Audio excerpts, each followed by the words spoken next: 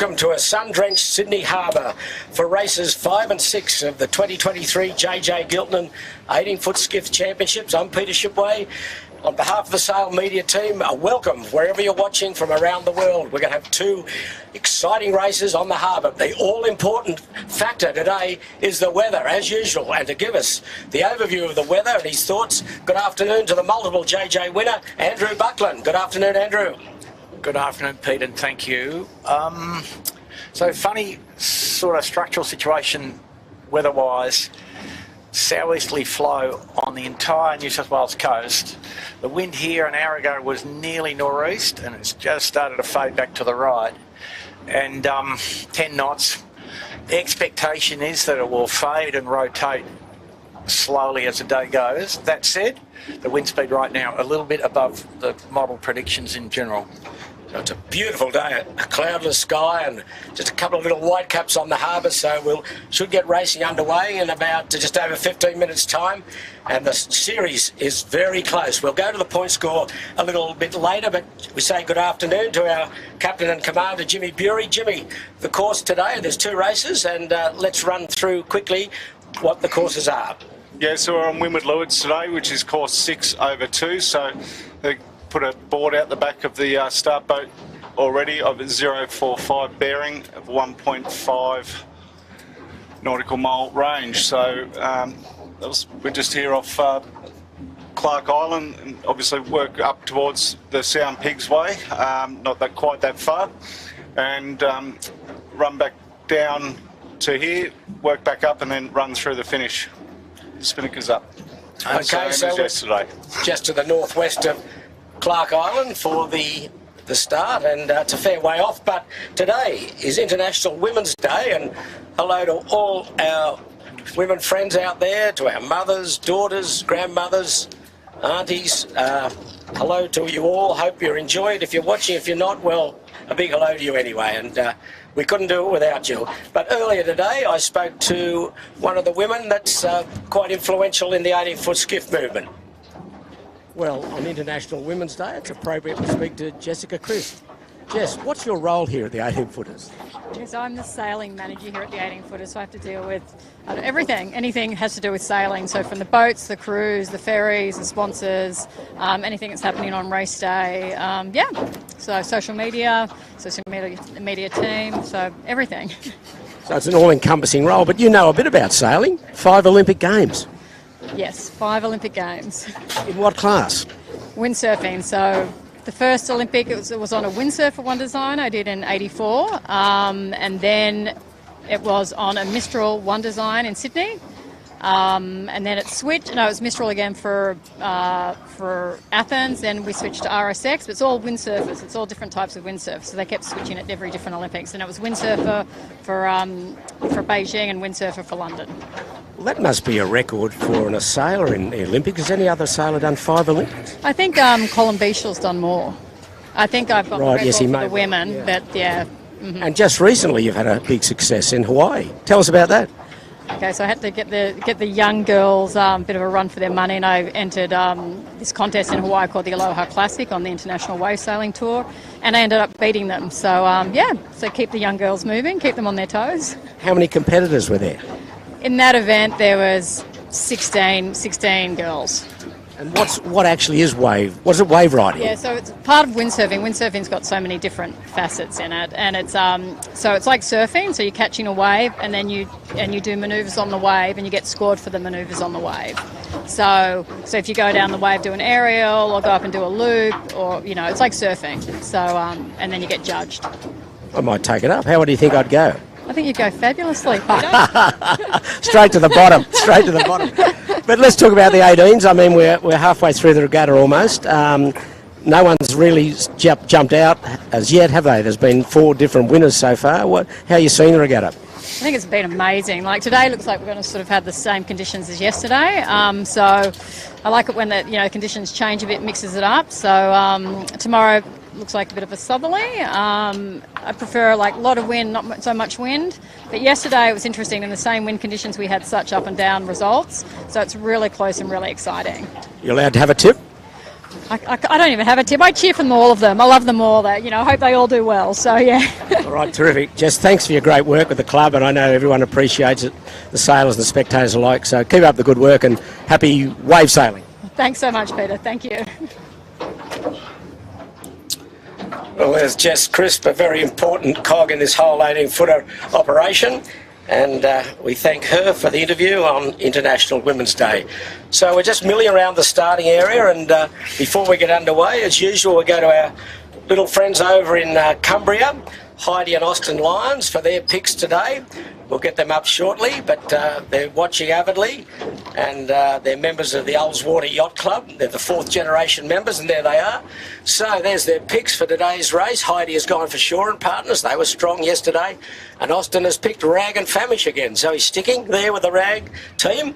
So let's see how they go. And those guys, they race RS Terrors in Cumbria, and they sail with their parents on toppers. So they're very, very keen sailors, as well as very keen watchers of this stream. And to everyone, where you are around the world, we've got our friends coming in now. We've got Brad Kellett in France. Say hello to you, Brad. Andy McIntosh, good morning from Thailand. Hello to you, Andy. I'm glad you're enjoying it. We've got someone from snowy Devon in England. Well, I'm sure it's a bit colder over there than it is here. A beautiful day on the harbour. Tom B from Ontario, Canada. I saw Oliver Dameron. He watches every day from Montreal. So people far and wide around the world. Pete O'Connor checking in from Vail, Colorado. Well, your boys had a good day yesterday, Pete. Very solid performance by Shaw and Partners, a third and a second. And Dave O'Connor's mother, Susie, watching from Italy. Hello to you, Susie, on International Women's Day. And I spoke to Dave in the park this morning, and he said how much you're enjoying the coverage. So here we are, back at the start. Now, Andrew, we've got a little bit more breeze looking upwind. It's in the right, though, isn't it? Yeah, in the right, and Pete, that's 10 and 11, isn't it? Knots, and probably 05-ish, 055 perhaps, compass. And so that might be a sign, or it might not be a sign, but certainly, the course axis is a little bit to the left of the wind, but that won't make too much difference, I don't think, to the result. No, but we saw 2 terrific races yesterday. Heats 3 and 4. I mean, the second race was an absolute boomer. I mean, any of the 5 skiffs probably had their noses in front at various times, and right to the finish it was all in doubt. But the day really belonged to Noakes Sailing, Big Pete, Sean Langman, Ed Powers and Reese Maher. And Sean's birthday today, it was Ed's birthday yesterday and Sean's birthday today. And boy, if he could repeat that performance, very strong in the second race after he got chicken winged up at the start, and we'll probably hear from Sean a bit later between races. When I spoke to him this morning in the park, he just confirmed exactly what happened. But second and first yesterday, and at the moment we'll have a quick look at the point score. It'll really have some meaning after today's 2 races, because you can discard your worst performance after today's second race. So we've only had 4 races. And interesting, Andrew, 4 different winners as we look at the point score there now. Yep, we haven't had a Giltinan quite like this for a very long time. No one's really poked their nose out. You can see 2 boats on 14. Andu, that's Speg and Noakes Big Pete. Then on 16 is Andu, Shaw and Partners, 18. Finport 18, Yandu 25, Rag and Famish 27. You'd probably have to say the winner will most likely come from that group, unless someone can really have a startling performance in the remaining heats. But who knows? We'll see shortly what's going to happen today. And today's race sponsor is North Sails, one of the leading sail makers around the world for skiffs, yachts, super yachts. They've been in the business a long while, named after, of course, the great Lowell North, famous American sailor. And I see some of the North sail heavies aboard the ferry today. Albie Pratt, Noel Drennan are there. And these One Design sails have been designed by Dick Parker, based in Sydney. And they have got a fair few sails amongst this fleet, and they've got a fair few sails around the world, let me tell you that. They're a leader in sail development and sail design. And they're racing today for the AJ Reynolds Trophy.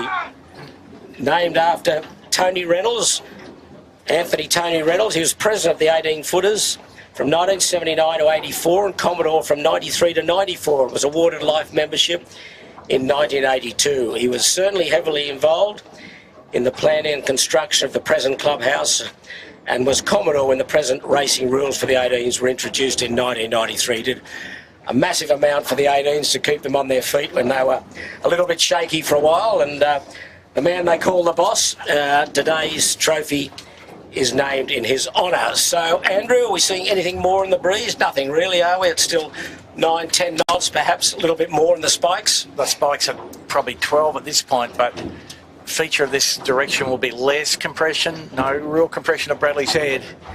So a bit like yesterday, a nor'easter is not a nor'easter, kind of. One thing I have noticed, guys, is the line appears a lot shorter than it has been the last couple of days. A little bit, you're right. 10 boat lengths less. And the other thing, the beat's a bit longer. So for the viewers, beat 1.5 miles means the beat's about 12 minutes. And therefore the run's about 6 minutes. So it's not a huge thing, but stretch the legs. And, you know, at the moment she's a little bit starboard biased, the beat. Not far off signals here now. Okay, I'll just say a quick hello to Scott Baker from Rochester, New York. He hasn't had a good day on Lake Ontario. He said it's dark and just below freezing here. Everyone I know is sick and the local hockey team just lost. So it's up to you guys to save the day. Well, Scott, we'll do our best for you, but I can tell you here it's about 28, 29 degrees. Beautiful day, warm temperature, and the water is 23 degrees. So if you can hop on a plane, you'll get down here in 24 hours and you can enjoy it with us. Isabel and Fred Raymond from Whangarei in New Zealand, hello to you. And Mike Glover, greetings from Atlanta, Georgia, USA, watching every race. Hello to you, Mike. And Peter Duran from Kingston, Canada. And great to have you all with us. Nipper Henderson from Burnett Heads in Queensland. Go the Queenslanders. Well, they had a very good day yesterday. The Bigfoot, one of the Queensland boats, he finished 7th in the second race, the 4th heat. And Katie Spittle, hello to you, Katie. I think everyone agrees with you. It's time for an all-women's team to compete in the 18. So dust off your wet weather gear, or Katie, and get it organised. I'm sure your brothers would help you, but hello to you. And from the Chesapeake Bay, Keith Statton, we say good afternoon. I believe Roger Badham, Clouds, the weatherman, he watches in each day, so haven't seen you for a while, Roger. So hello to you, and I'm sure you're having fun with this weather, as we are out here on the harbour today. A beautiful day, there's not one cloud in the sky. So what do you call that, Andrew? A cloudless day, I suppose, do you? That'll do. That'll do, yep. That'll do. Okay, no signals yet. We're just probably to the northwest of Clark Island. This 5th heat today of the 2023 championship, racing for the AJ Reynolds Trophy. That's a combination of both races. We're just about to have signals. There we go. 5 minutes to go for heat 5. And these two races will really have a really strong bearing on this championship today. If someone can poke their nose out and put in 2 solid performances, they could really make some inroads on the point score. But let's wait and see. And the breeze, it's up and down, Andrew, isn't it? It's not lucky to be 10 knots here. Yep. And probably lighter looking up harbour. There's a Wednesday afternoon race out of the Royal Prince Edward Yacht Club. The fleet have gone up harbour. There's still a bit of the fleet around the starting area. That's those other yachts you can see. We've 4 minutes 13 to go.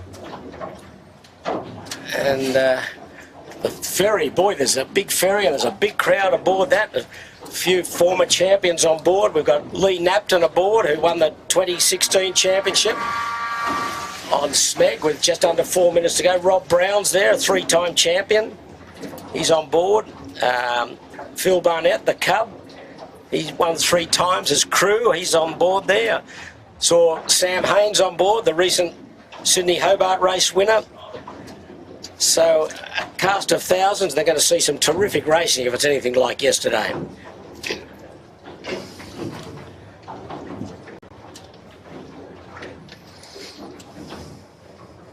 So the Brisbane 18-footers Sailing Club are tuned into us, so let's hope your boys can continue their good form from yesterday and a bit of an improved performance from C-Tech. So here we go, 3:12. Andrew, what are you liking? What end of the starting line? Well, Pete, it's trickier than it looks today, I'd suggest, but I do think still the left side's going to pay for the first half of the beat.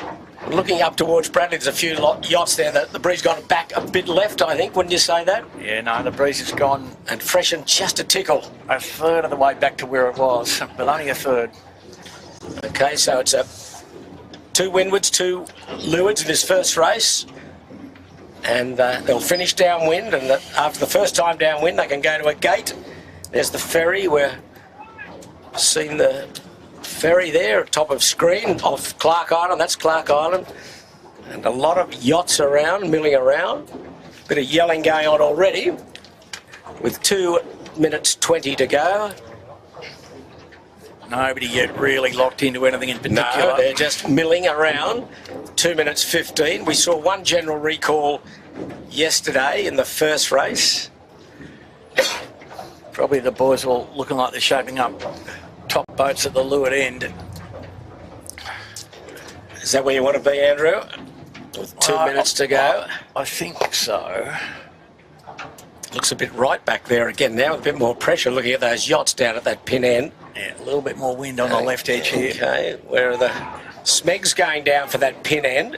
Rag and Famish coming back on port behind the whole fleet. He's trying to find a hole to get into. Looks like Noakes Big Pete, he's driving hard for the pin. Where's Andu and Finport? Andu's right behind the camera boat. They nearly had a collision with Lazarus. Oh, okay. So some early drama. And the only other boat is in the top level is Finport. Midline, Pete. Midline for Finport. You're trying to get up and get a hole there. Minute 15. They've still got plenty of time. Smeg's the most leeward boat. Smeg's very advanced for a minute 15. Yes, he's got a lot of holding to do there. Yandu was early, he's bailed out. Shaw and Partners is down just on the windward hip of Smeg. 1 minute. Noakes is coming back around the back of everyone and here. Andu is going to be the windward boat here at the committee boat. Andu, no one can get above him. At this stage, there's one boat that's held back here, and who is it? It's the Black Knight. The Black Knight. Black Knight. Oh, is the Rag and Famish on port. Coming back for another. This is gutsy stuff. That is gutsy stuff. Well, they've got nothing to lose, have they? No, they've got to roll a dice or 3, so he's going to become the most windward boat with 30 seconds to go.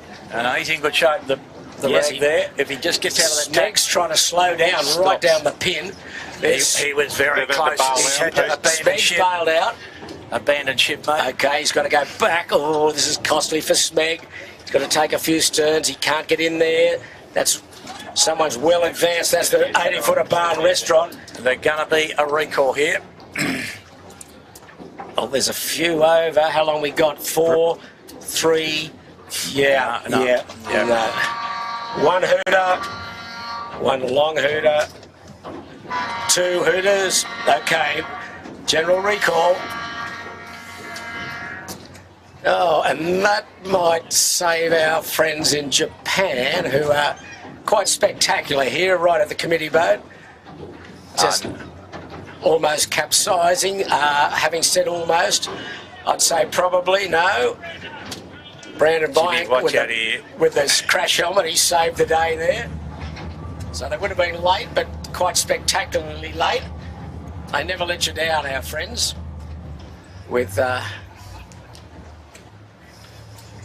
Japanese team. But they're away, just having, they're coming back obviously for general recall, but a few boats standing out on starboard. What are you seeing here, Andrew? Is it, wow, they're going to move the pin, do you think? The left edge looks dangerous, and because they're going straight in under the headland. Yeah, the left looked favoured, I think, didn't it? Yeah, but you've got to get back on the port somehow, you know. And a lot of dodging. Andu probably pretty good from 1/3 of the way down the line, approximately. Yeah, I didn't see where Rag and Famish ended up. He didn't extend very far after that full start. So we're going to do it all again. A little bit of an anti-climax. Well, let's see what the committee puts up on the flagpole. You got some inside knowledge, Bucko? I'm thinking there might be the red and white one.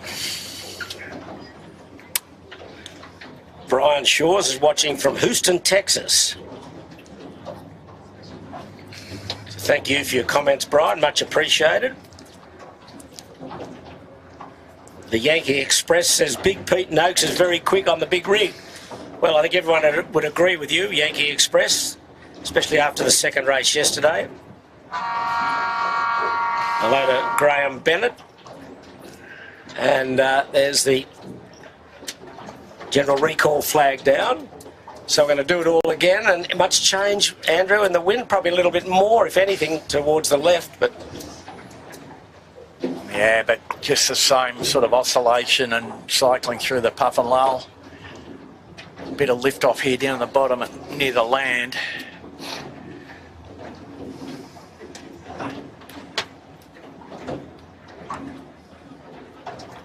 so just waiting for the 5 minutes to go up again. Or see So, what... Peter, it looks like there might be a little route. If you started at the boat, you might be able to just ping 150 metres to the right and sail in a right-hander slant, which would be unconventional, but might get you third or fourth rather than having a big fight with the rest of the peloton. Yes, there's a couple of boats that really can't afford to stub their toe today.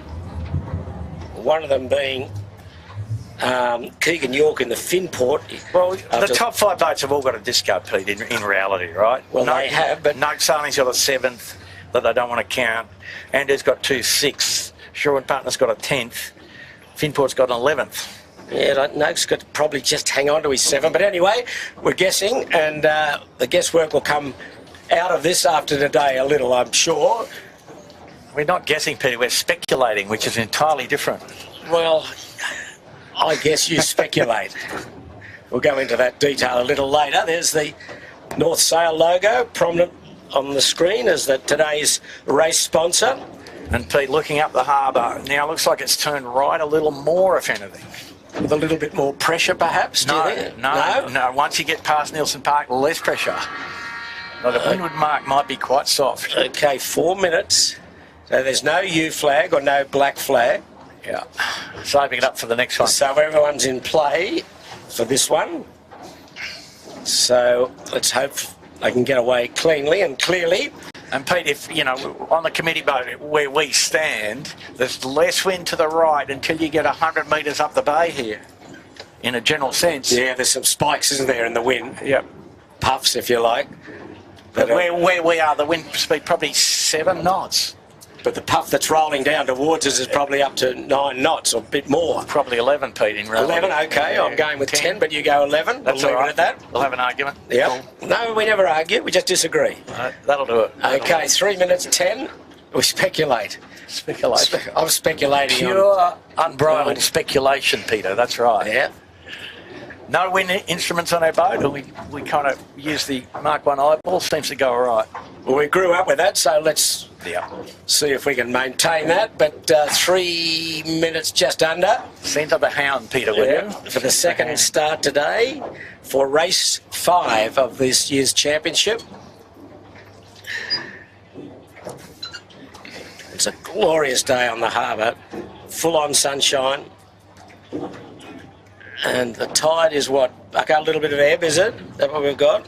The last of the ebb until 1400 hours. So they're in about 3/4 of a knot of ebb. And that's the other reason why the left might pay in this first bit here. Yeah. So hello to Matt Jarn from Mounts Bay Sailing Club in Perth. Shout out to Rollo. He's still in the bar, I think. Alex Lewin. Hello. Jeff Horwich. Hello to you, and we're concentrating now on the second start. 2 minutes to go. And a good spectator fleet out, Jimmy, isn't it? There's a lot of boats out and enjoying the full-on autumn sunshine. It's like a summer's day here in Sydney. It's a great day to be out on the harbour, that's for sure. It's, if you had a choice, you'd be out here. Yeah, there's the Rag and Famish on screen. There's Andu, close together. They've been nose to tail for the last minute or so. So Harry Price really has got to get some good numbers up today as Andrew jibing. And what's the rag going to do? He's going to stay there. There's Shaw and partners, Dave O'Connor, Trent Barnabas and Tom Quigley. A great day yesterday. They're having a great regatta so far, Pete. Yeah, tacked under, or just coming up underneath the rag and famish. There's the overhead shot. So the Smeg, where's he gone? He was down to leeward before in the first start. We've seen Smeg. Oh, Finport's in the middle of the line. Okay. No, Smeg's right up in the boat here, Pete. Smeg's Change of plan. Done the reverse. Breeze softened and gone a little bit right. Yeah, it's soft now. Wow, under 10 knots. Yeah. Tricky, tricky, tricky. A dot joining day. So there's the fleet. Certainly holding back in the middle is always the way. And down at the leeward end is Fisher Paykel and Noakes Youth. And he's too far advanced, Fisher and Paykel. He has to be bailing out surely. 30 seconds. Or he doesn't have room enough, I don't think. He's got looking at the screen. That's Fisher Paykel down there. There's Noakes Blue. Oh, there's a bit of yelling. It's all starting to happen. Right up to windward 15. Is the Black Knight, and Lazarus trying to get in. No, he's called it off. He's called the jam off. The AP flag's gone up. AP'd it. Okay, so we're going to do it again. And that's a byproduct of the wind turning right. Yeah. And lifting off. Let's just have a look at the fleet as they go across. Well, he's going to change the line, I would think, Andrew, wouldn't he? I think if he AP'd it up with 10 seconds to go. Might be some anchor chain happening here. Breeze has gone right here. Yep.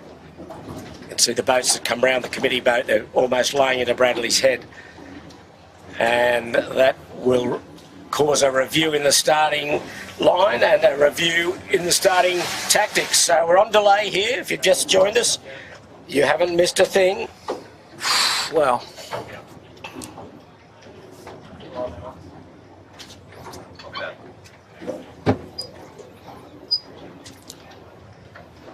and it's sort of funny, isn't it? I think the committee here a little bit. Well, I think that Jeremy Whitty, the PRO, was yesterday in the first race. I think he was just probably a little concerned that maybe, just maybe, the line wasn't quite right. We still had a good, decent race, and I think they've done a terrific job. But I think he's probably conscious that he's going to make it exactly right this time. And why wouldn't you? We've got time, we've got breeze, we've got a beautiful day. But Pete, when they came out and they put up the 045, that was always to the left of the actual wind at the time, on the average wind anyway, right? So he set the line as if for, I think that, or maybe slightly better than that, but in his mind it's a nor'easter. Well, it's not a nor'easter anymore, is it? No, it's gone to the right, so it's east nor'east. Jimmy, what do you reckon? We're for the top mark's sort of in line with Hermit Beach from where we are. Yeah. But I think it's a little bit further round to the 055. Yeah, something like 055. So, do we think they're moving the weather mark as well? I mean, they're moving the pin. No, they won't. Starting pin. No, they're going to reset the start line. They won't at the present moment, I don't believe. Move. They're lengthening the line, is what they're doing at the moment. Line getting made longer and resetting the pin a bit higher up. That would be rational. See some yachts going upwind on star, but they're very high. Yeah. Very high. It's gone significantly to the right. Yeah. So now that's starting to match the gradient flow out on the ocean itself, which means that whatever the thermal effect was is dissipating.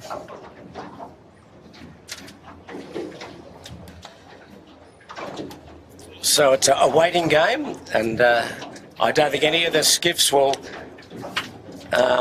think that's an error. I think they want a true and fair race, and it starts with a true and fair starting line. You can see the AP flag, that red and white pennant on the back of the committee boat.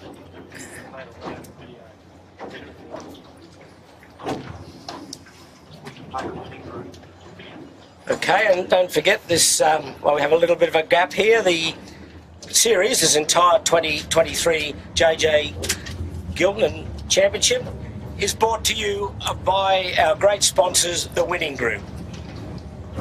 When you're creating your forever home, how do you sense quality? First, you can see it. You can hear it. You can touch it. Then you can smell it. And finally, you'll be able to taste it. Create your forever home with Winning Appliances.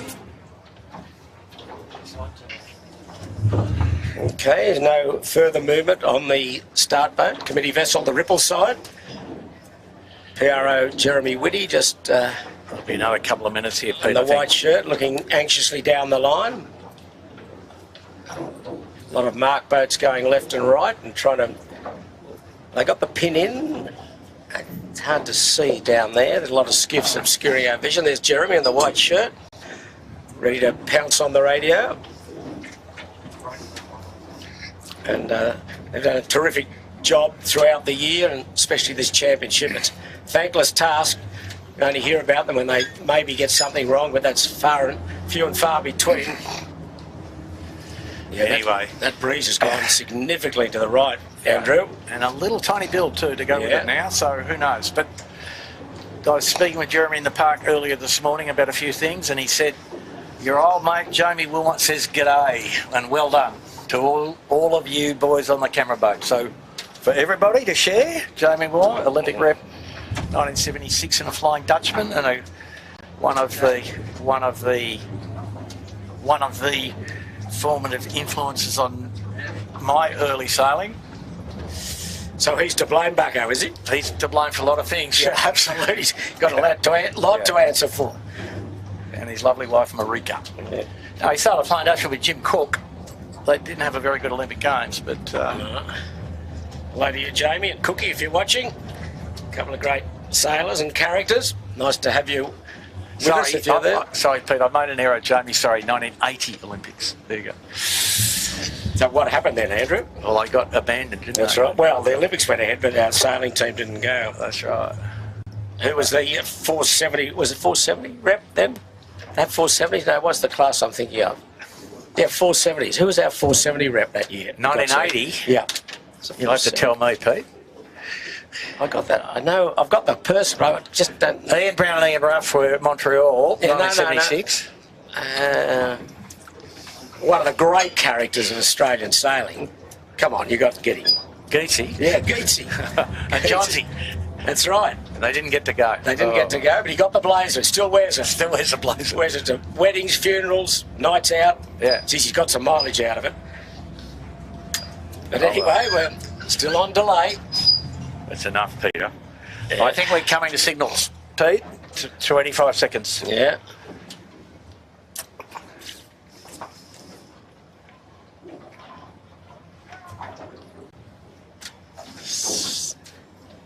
There's action at the back of the Ripple side.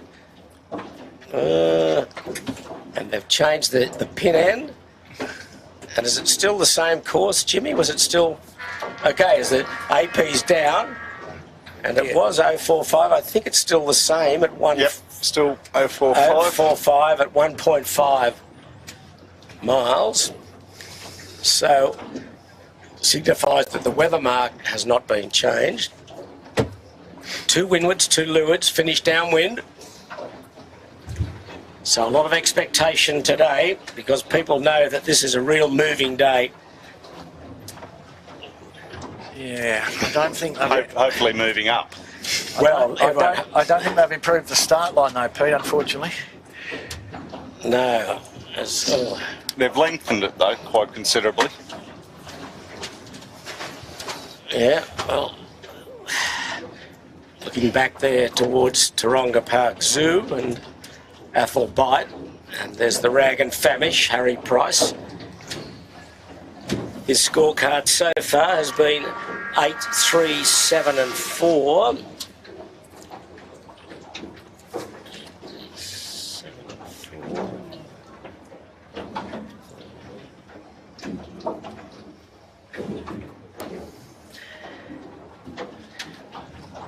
And there's the marine outlet.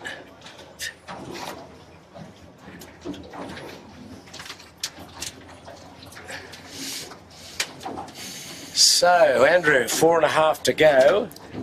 We still favouring this committee boat end, do you think? Absolutely.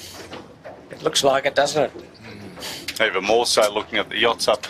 Yeah, they're laying towards right Rose through, aren't Bay. they? Yes. Yeah, they're very high on starboard. And there's Rag and Famish, and nice little gust running down the side of the committee boat. We've got 9 or 10 knots here now again. Yeah, so this is now really close to the gradient. Well, it's not quite the gradient wind direction offshore or further north and further south. Yeah, 4 minutes, just under 4 to go.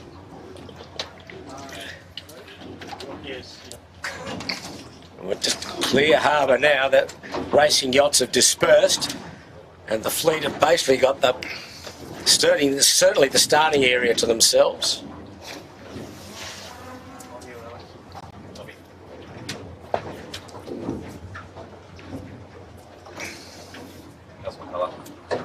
This is the view of Garden Island and the harbour bridge looking westward.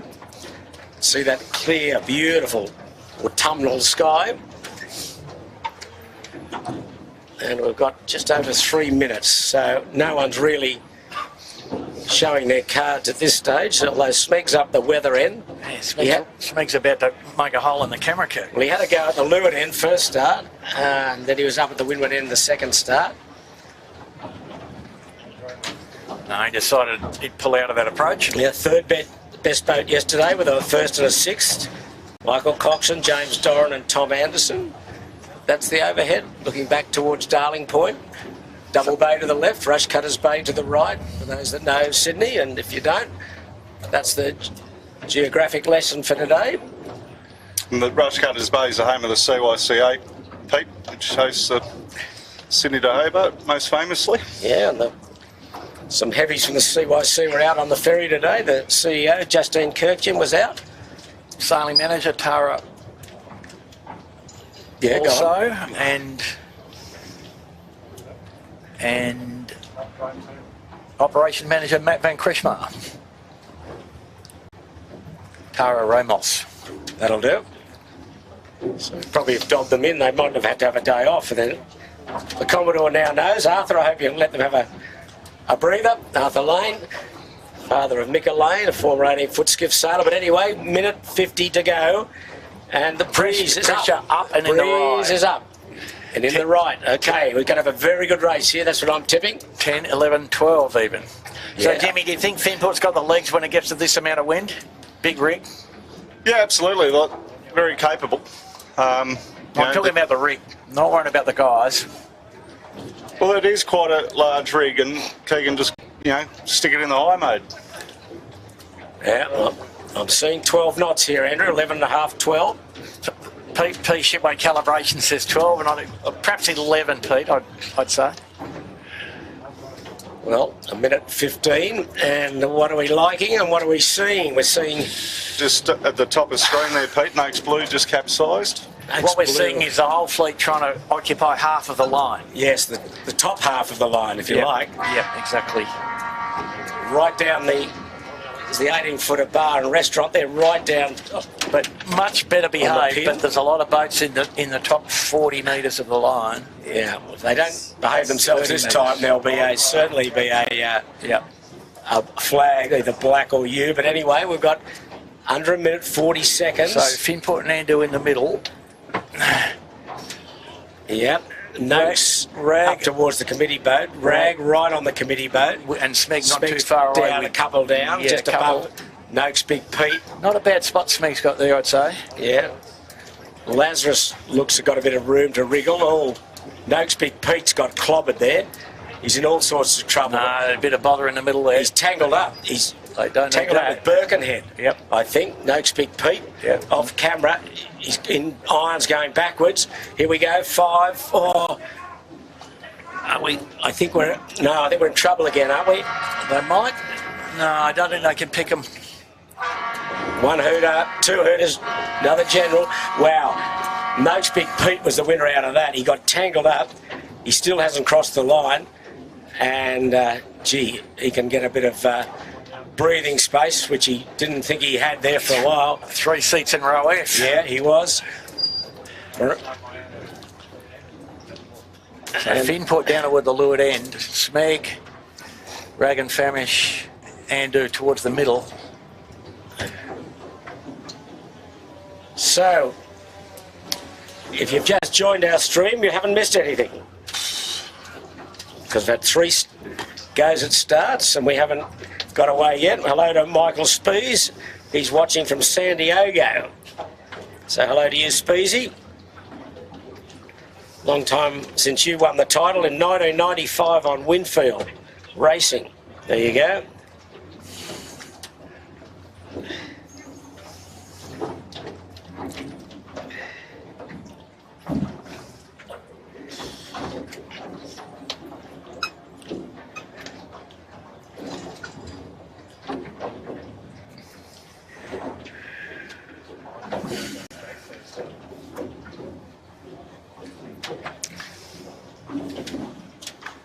I think I can see a flag being produced, Yes, Peter. I would certainly think it will be.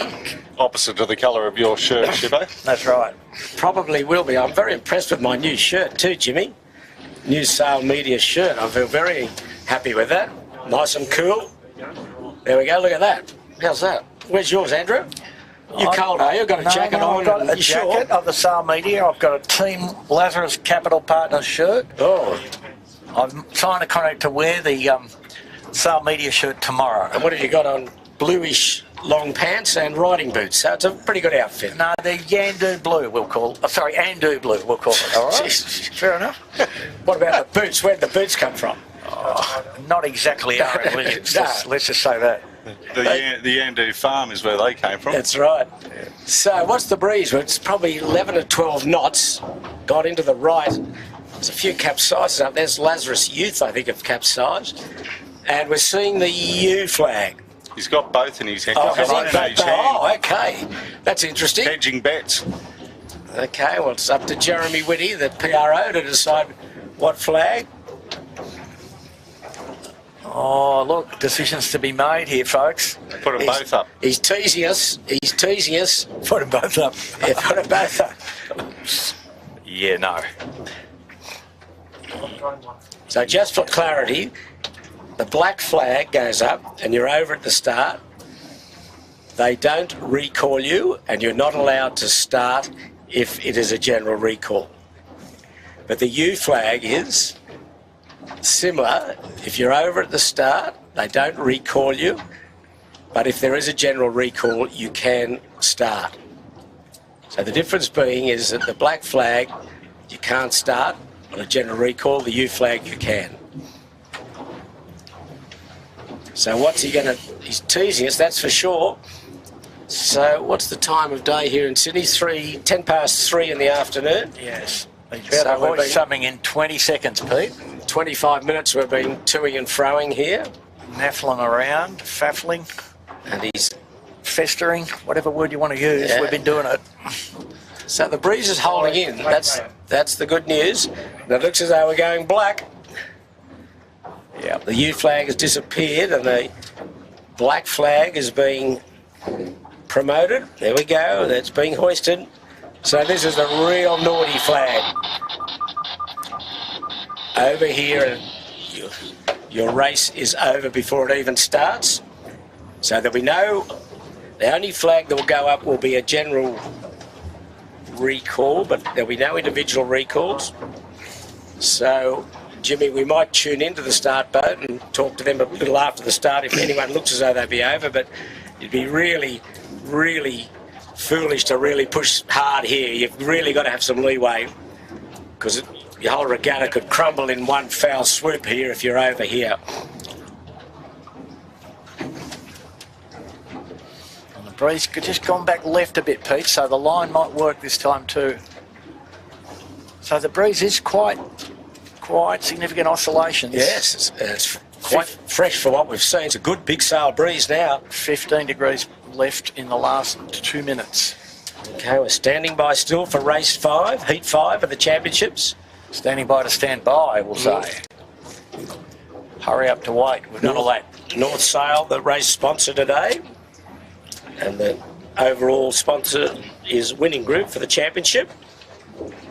So, to our friends all watching, wherever, around the world, stick with us. We're soon to be underway.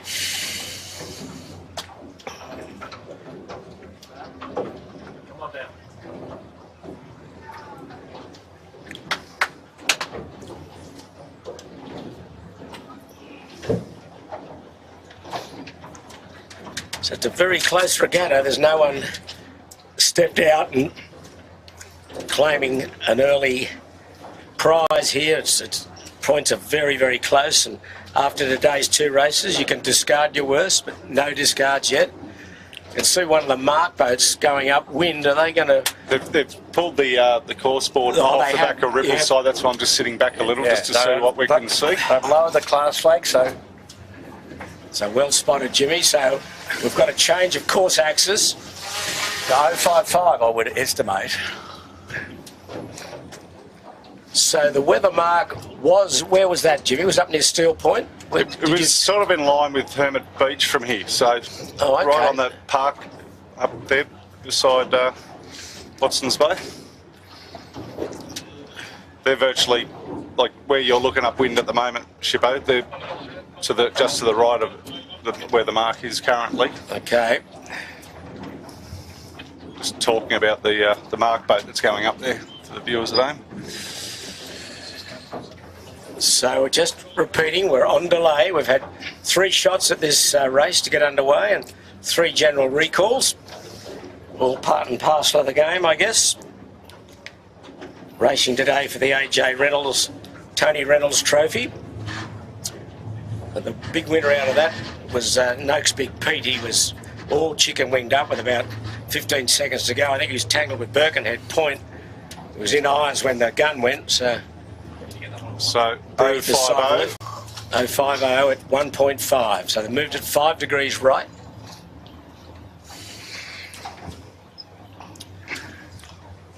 There's Jordan Gertis and Fisher Paykel. So I'll be heading for the Watto Bay Hotel, Pete.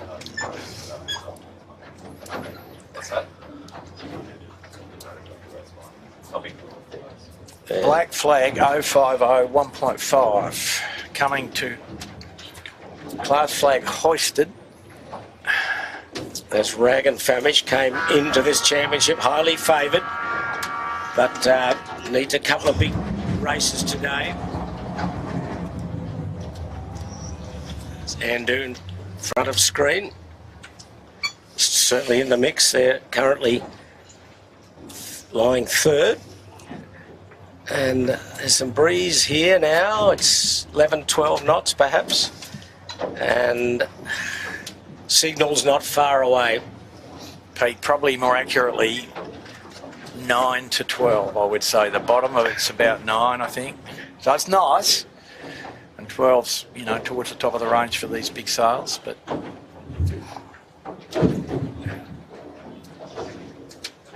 9 below the range for the number 2 rig, so. Here's our friends from Japan. Never. They've moved from Sydney. They're moving Sydney Harbour around a bit, aren't they, Pete? The Japanese boys, they never fail to give us a bit of action. There they go. Can they hang on to it?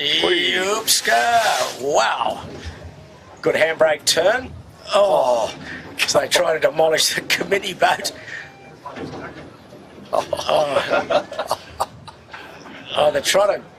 Oh, they've given him a new tiller extension. Oh, and that didn't go too well. It went in the water. But it's floating. So the committee boat does carry tiller extensions in case they break because they're vulnerable. But that's now floating behind the committee boat. So this will be interesting. This will be the best action of the day, probably. The Japanese trying to pick it up here. Keep your eye on them. Keep your eye on the Japanese. Anything can happen here. They got the jibe done. Okay, now can they pick up their tiller extension? Oh, Jono San's got it under full control. Well, I wouldn't say that. Well, nearly. Almost. There's Prander bike. There's crash helmet on. Okay, that's the first job done. They've picked it up. 4 minutes to go. Take the old one off. Now they've got to get it fitted. Oh, it's a nice little quick release fitting, Pete. Perhaps with a bit of PVC tape on it these days, but anyway, we'll get back to the main fleet. The breeze is still nice, isn't it? Gee, lovely. This is going to be a lovely sail. this breeze stays reasonably steady, which it looks as though it's doing at the moment. Okay, 3 minutes and a half, 3.5 minutes to go, the fourth go at this start.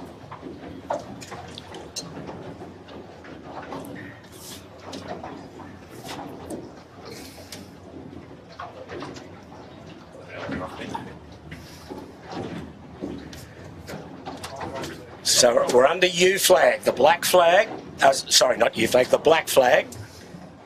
Correction there, not the U flag, the black flag. Which means if you're over, your day is over, or your race is over. 3 minutes to go. And we've just got a few yachts threading their way down the track, which are going to make a little bit of interest here. Their course takes them straight through the starting line in the opposite direction. Yeah, one not small boats either. A couple of 60-footers in the vicinity. Yeah.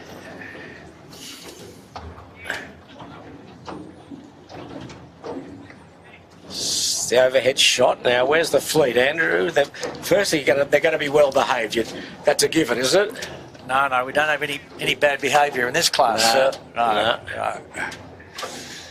Penalty's pretty high. 6 of the best from the headmaster.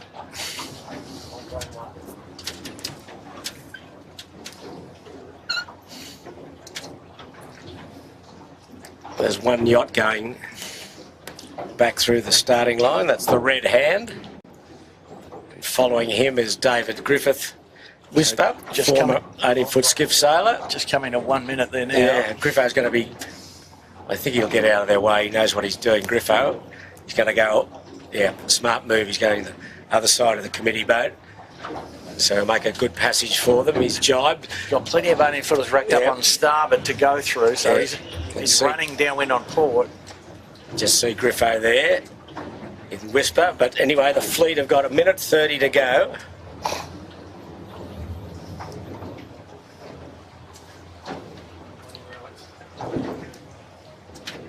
There's Whisper just going downwind, so he's out of the way. And the fleet well back with 1:15. Now, where's everyone? Andrew? Rag and Famish in the middle of the line with Shaw and Partners. Smeg's down there too. Just a lure to them. Finport up towards the boat. Where's Andu? With Lazarus. Right beside Smeg, Shipper. Oh, Smeg and Andu paired up today, Pete. Yes, and okay, they're all middle of the line, the top contenders. Noakes Big Pete's about 1/3 of the way down. And we've got 35 seconds to go. Boy, they're well back this time, Andrew. Well, and so as you'd expect. So they should be. We've just burned about 1,000 man-hours turning around in circles. Going nowhere. Yep. Here we go. 25 seconds. And, okay, they're starting to rumble. Rag sheeted on now in the middle there. Sheeted on. Here they come, Shaw and Partners. 10 seconds. Oh, they're not far off it. Smeg's going to be close, but I think they're going to be right. 6, Smeg's 5, ambitious. 4. No, they're being clean. Yeah. 3, 2, 1. Oh, Coco, put the bow up now. They're away. I don't think anyone was over. Pretty good. Yeah, very nice start. Yep. Marine outlet right at the committee boat. Got a ripper. I was going to say the guys at the committee boat, I thought that the Black Knight, the Germans were going to pull it off, but Marine Outlets ruined their day. So away we go. Fisher Pike all the first down to the pin end, and above him Smeg. You can see Andu there, handily positions, Shaw and Partners, Rag and Famish, all the good guys. The top point scorers up at this end, except Noakes Big Pete and Finport. I haven't seen Finport. Finport was in top middle third here, Pete. Just having a fight with Yandu. Oh, okay, and Lazarus is there, and Noakes Big Pete. So that's the group in the middle. There they are. Okay, there's Lazarus, Noakes Big Pete. Finport's wedged in there, and to leeward of him, behind the Royal Oak is, I believe, Yandu, yes. But it doesn't look like there's a path back for the guys from the leeward end, Pete, at the moment. No, the boat that's moving quite well is Noakes Big Pete coming round the bow of Lazarus. Marine Outlet strong, who've got the committee boat in. Now, the trick will be to get back. How do you get back? You cannot. Well, Andu is tacked. He's got to find the lane back. Let's have a close look at him as he comes across. And he's going to be behind about 8 or 10 boats here. He's got to take a lot of sterns. Yeah. But he's extracted himself early, which might be a very smart move. Well, I think Bradley's head will still pay though, Pete. Yeah, but he had to get himself out before he got super locked in. Good pressure. And another stern he takes. Okay. They've got themselves in the clear air. I mean, dare we say, Yandu might lead here. He's got his lane held. He's squeezing away on Finport and Marine Outlet. Yeah, he's done a nice job. Woody just squeezed up. He's got good height. Rag and Famish is a chance to cross them off on their pitch. Finport boats. Now there's Shaw and Partners taking a stern. Now the Rag and Famish. Can he cross the fleet? Looks as though he might. No. Pinning his ears back for it. Yeah. Yeah. Oh, no. You have to take a duck. Oh, duck behind Marine Outlet. Oh, he's going to still wobbly. Wow. Okay, so Marine Outlet close to the lead. Yep. So now they tack, and now Finport's free to tack. It's Cam Gundy, Johnny Walton and Marcus Sampson. And the furthest into Bradley's will be Yandu, which will give him a very strong position. Okay, Yandu's tacked, and now Finport. And Woody fell over in the tack, but apart from that, all good. Now Finport, here he goes. Will he cross Noakes Big Pete? Yeah, he's crossing. You sure? If he gets out of it. No, he won't. He's got to duck him. Here he goes. Oh, wow, this is a big call. Oh, call. no, Noakes Big Pete tacked. Okay. Let him off the hook there. Slight advantage to Finport. Noakes Big Pete is not allowed to tack when the other guy's trying to bear away to miss him. Well, we'll come back to that. But it's Yandu doing a really good job. He's probably close to the lead. Shaw and Partners coming back on starboard. But I would say Yandu is close to this lead here. And Noakes is going to bear away here. And Noakes and Finport. Going behind Shaw and Partners. Oh, Finport throwing sheet at it. And that's got him over the bow of Noakes. Oh, gee. That's action. Close stuff here. So just remembering 2 windwards, 2 leewards. And it's Yandu, John Winning, the old fella, Josh Pabeski and Fang Warren. Well, I tell you who might lead after they all get on port, and that's Shaw and Partners. He's first into really the eastern side of Bradley's. So, Big Pete taking the stern of Yandu. A brief flash there of Shaw and Partners. Awful house just forced back to by the 18-footers bar and restaurant. Okay, well, there's a great shot of Shaw and Partners just Shaw and Partners squeaking along. I didn't talk to him. He talked about proximity to the shoreline, and he's giving us some of that. Susie O'Connor, I hope you're watching intently from Italy. Your boy's doing a pretty good job at the moment. Right on the eastern side of Bradley's Head, just tacking now. Breeze up 2 now. 12 knots, maybe 11. A bit less in the middle, though, Pete. Yeah, okay. He's coming back now on port. How will he go? Not a great tack. So Yandu went right out of the middle. Okay, Shaw and Partners behind Balmain Slate. Well, they've done well. And it's Smeg also. And Marine Outlet. Excellent job. Now, Pete, the next part of the beat, the right side will probably pay. So Finport's gone hard right. And Yandu is also pretty hard right. Well, in the left, the strongest looks to be Smeg and Marine Outlet and Rag and Famish. Yeah. And there's Yandu, top of screen, with a red and blue oval. You can see the puffs rolling down to him. He led yesterday in the second race and had a little bit of kerfuffle at the leeward mark, but he's obviously got the pace, certainly the ability to hang in here.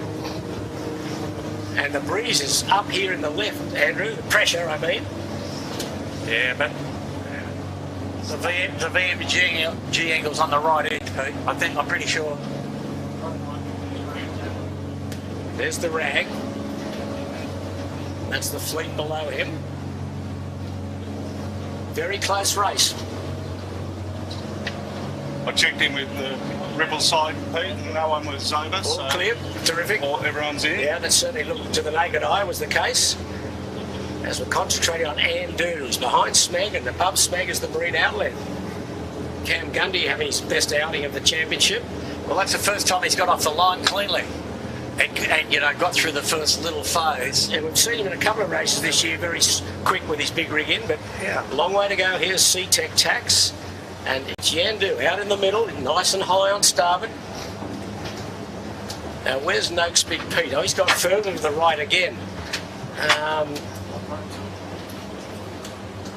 So there's top of screen is Yandu and Finport. And there's Andu's Tact. Yeah, he's going to be behind a few here, Andu. He's in double figures, I think. He's Pete. got a lot of work to do. And Smeg not going so well either.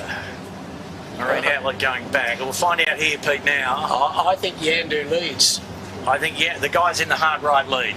So, And probably Finport Yandu, Finport and Big Pete. yes. Yeah. Rag and Famish, close enough.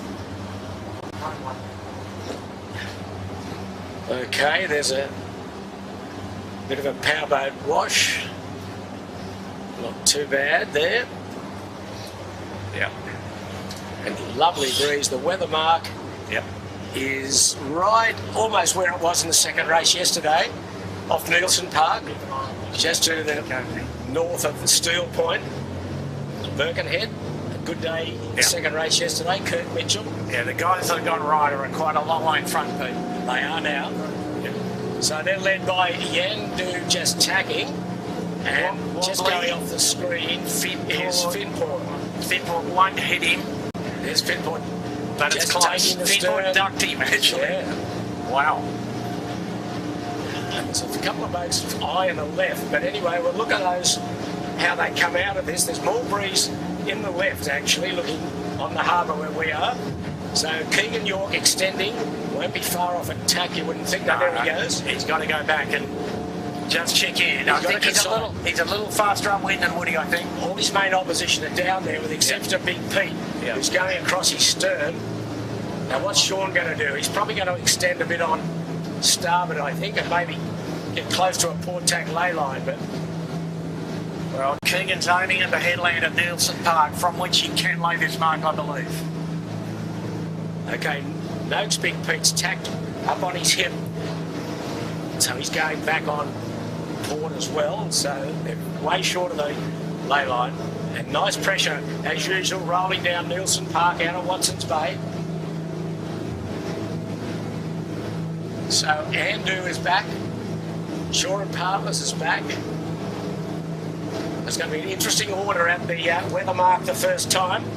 This is Heat 5 today, so if you've just joined us, we were late in starting. We had 3 general recalls before we got the fleet away. And we're watching the race leader, Yandu. It's very tight though, there's not much in it. Yeah, but I think the first 4 boats have got a good lead. Looks good, Yandu, he's really Yeah, percolating here. it's delicious, doesn't it? Up behind him is Finport. He's a heat winner. Yeah, I think Finport will cross him here, Pete. Finport won the first heat, had a second, a fourth, do you reckon, and then Jimmy? tough day in the second race, he was 11th. Okay, there's someone going across front of Finport. No, Finport just behind Yandu. Yeah, okay, so they're swapping the lead here, these two, and right in the mix is Big Pete. Noakes Big Pete. Yeah, so Woody's just coming to him now.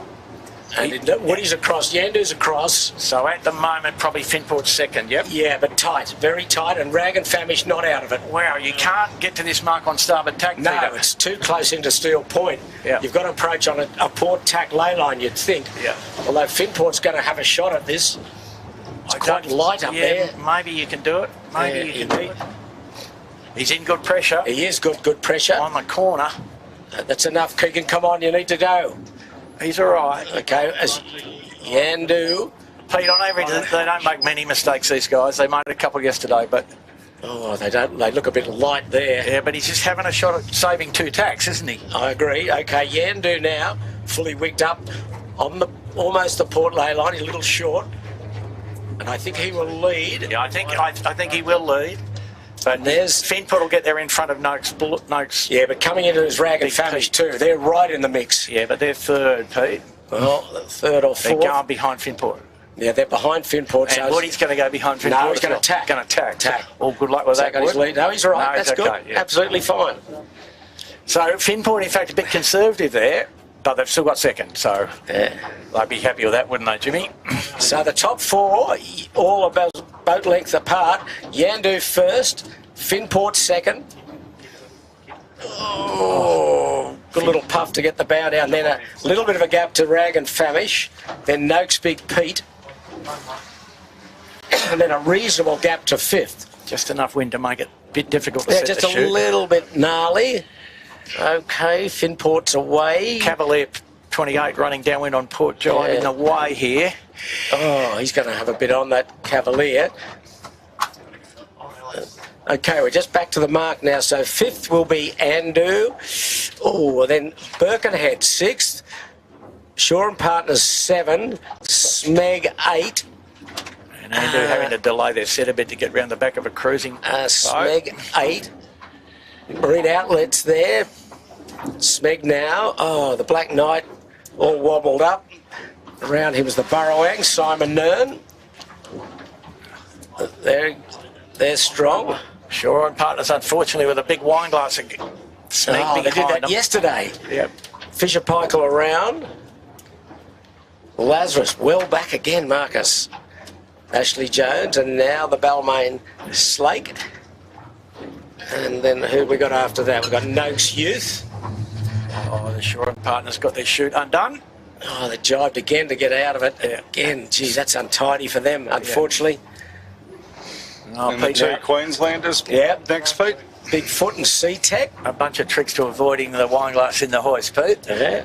Welcome to secretskiff.com. And then the stragglers are Royal Oak, Kitchen Maker, Lazarus Youth and Noakes Blue, but the race is on downwind, back to the Starny area.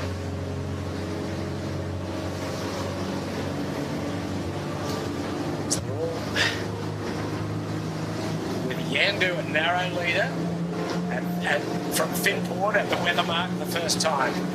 So they've got this spinning a run to do, another beat, and then the final spinning a run to the finish. So there's some gains to be made downwind if you can stay in the gust, Andrew. Yeah, just looking at the leaders, they've all been pretty conservative. And it looks like the leaders have advanced on the peloton, so to speak. The boat that's advanced is Noakes Big Pete. He's got in front of Finport. He's got terrific pressure down there. He's got his bow down in front of Finport. They've gone down in the middle of the harbour. Yandu's gone right into Taylor Bay. He's going to skid down the side of Taylor of Bradley's Head. He's gone the furthest on starboard, Yandu. He's virtually on the ley line of the bottom from there, Pete.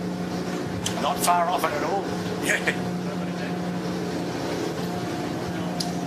But Noakes Big Pete's the one that's made some gains halfway down this run.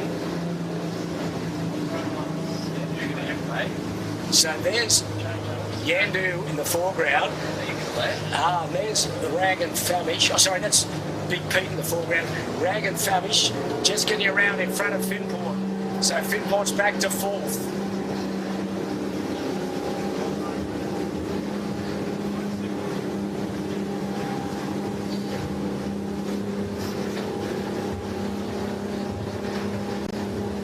It's a big split downwind.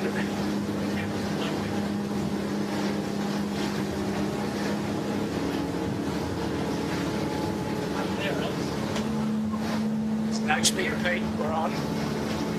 Holding down second spot. And Yandu off camera, right on Bradley's Head, got an absolute ripper to get the bow down. There he is. Just going to pass the lighthouse at Bradley's Head. Absolutely flying, and almost, as you said, Andrew, laying down to the finish. Well, to the rounding mark, Pete. Well, the finish area, yes. It was the finish. The gate. Yeah, Betsy hopes it's the finish, that's for sure. Skirting down Bradley's Head. Noakes going past the Spectator Ferry. The big lose round of this has been Finport. They don't come entirely unstuck, haven't they? Yeah, it doesn't look good at all for them, unfortunately. Anyway, more of that in a moment, but we're concentrating on the leader who's really opened a good gap on the third and fourth players, but Noakes Big Pete clearly in the second. Yeah, I think something went wrong with Finport there, Pete. They might have got a bag on the rudder or something. That's a big loss. They couldn't have lost that boat straight line. Greetings to the flying fireman from Fremantle, Mike Hughes. No fires over there. He's got his feet up watching the 18s. G'day to you, Mick, and all the fireys over there. Keep up the good work. As we're watching the fleet jibing downwind off Bradley's, there's Andrew jibing up the exhaust pipe of Rag and Famish, Finport above them. And the news is our Japanese boys are just getting off the starting line. So they've got a bit of work to do.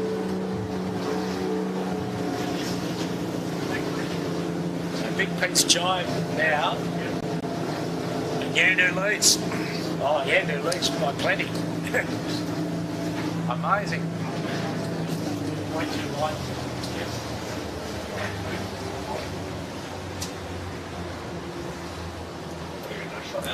Very conservative drop. He's underlaid as we sort of predicted. But look at this breeze now, Pete. Yeah. It's lighter down the bottom here by a full 2 knots. And there's yachts coming everywhere down the track, so they're going to be swirling this wind around. And it's gone But back. okay, Yandu's nice and clean. He's got the chute down. And he'll go to... Oh, which mark's he going to? No, he's got to avoid in the keel boat. Okay, he's going to go to the port hand mark. And just harden up. Nice and easy. Yeah, he's got a bit of a gap from the yachts as well. Oh, Noakes coming in. Noakes Big Pete on a screamer here. And there's more breeze coming to him as well. Yeah. Crew going in. It's a bit of procession now on port jibe.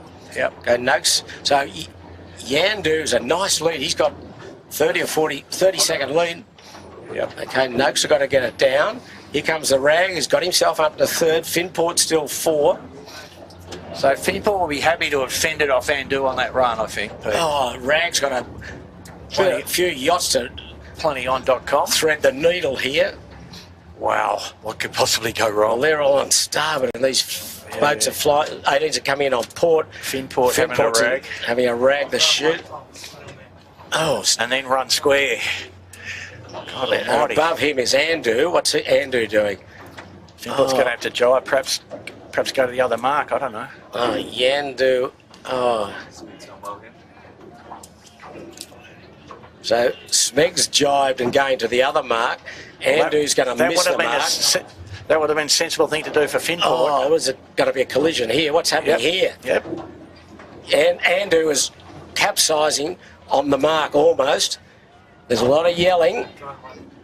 Okay. Gee, they might hear a bit more about that.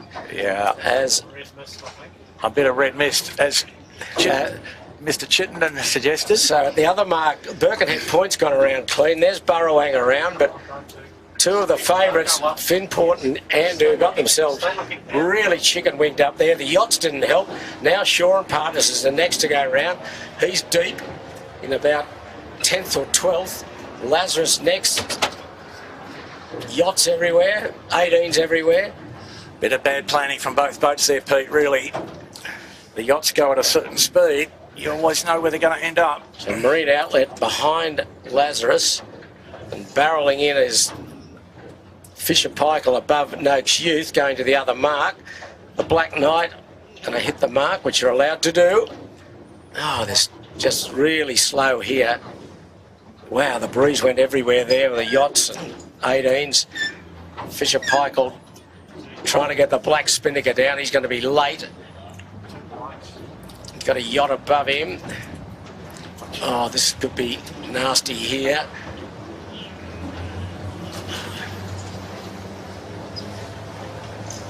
Oh, yeah. Fisher Paykel in a yacht. Windward boat keeps clear, I guess. Make up your own rules. And then the stragglers coming down, but the breeze lifted off a bit there as well, Andrew. We had yachts and then a few little spiky puffs, so a few people got themselves in a real mess there, namely Finport and Andu. We watching now Bigfoot go round, C-Tech, Kitchen Maker, well behind now. This is the final beat up to Steel Point for race 5 of the championship, heat 5. And it's Yandu leading.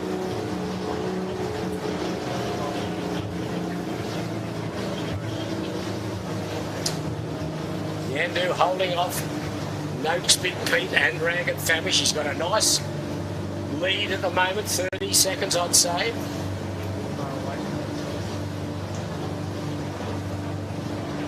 The race yachts have almost cleared the harbour, so the track is now clear again, but there's Finport.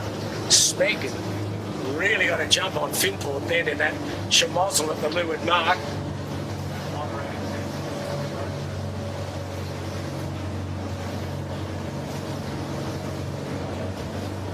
There's the rag going into Bradley's Head.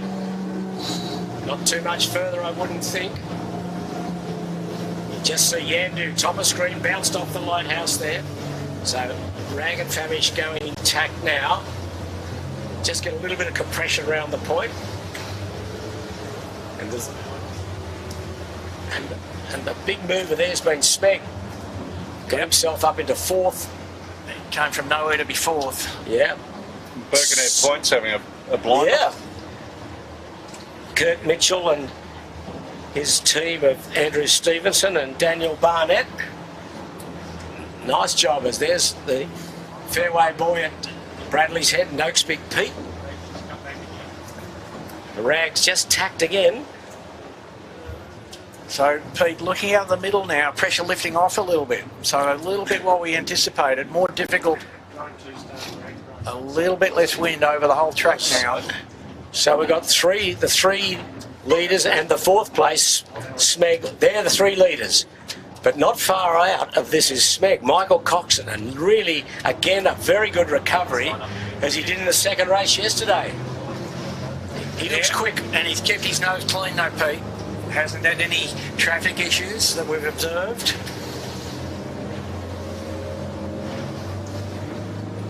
Nice breeze now, probably 9 knots. Now, who's going to be first to bite the bullet and go east? Would he be happy just to keep going on starboard? Yeah, he's doing a very nice job. He's got good speed, he looks high. Yeah. Rig setup looks good. They all look pretty good here. But I guess of concern for the whole fleet, breeze softening, which what the models anticipated. I think that there's the Rag go. And there's good breeze out where Yandu is. You'll see him in a moment. He's got the best breeze of these 3. He's really smoking along here, Yandu. The old fella's got the foot down. 2 old fellas. Oh, and Sean Langman and Woody. Sorry, 2 older viewers. skippers in the fleet.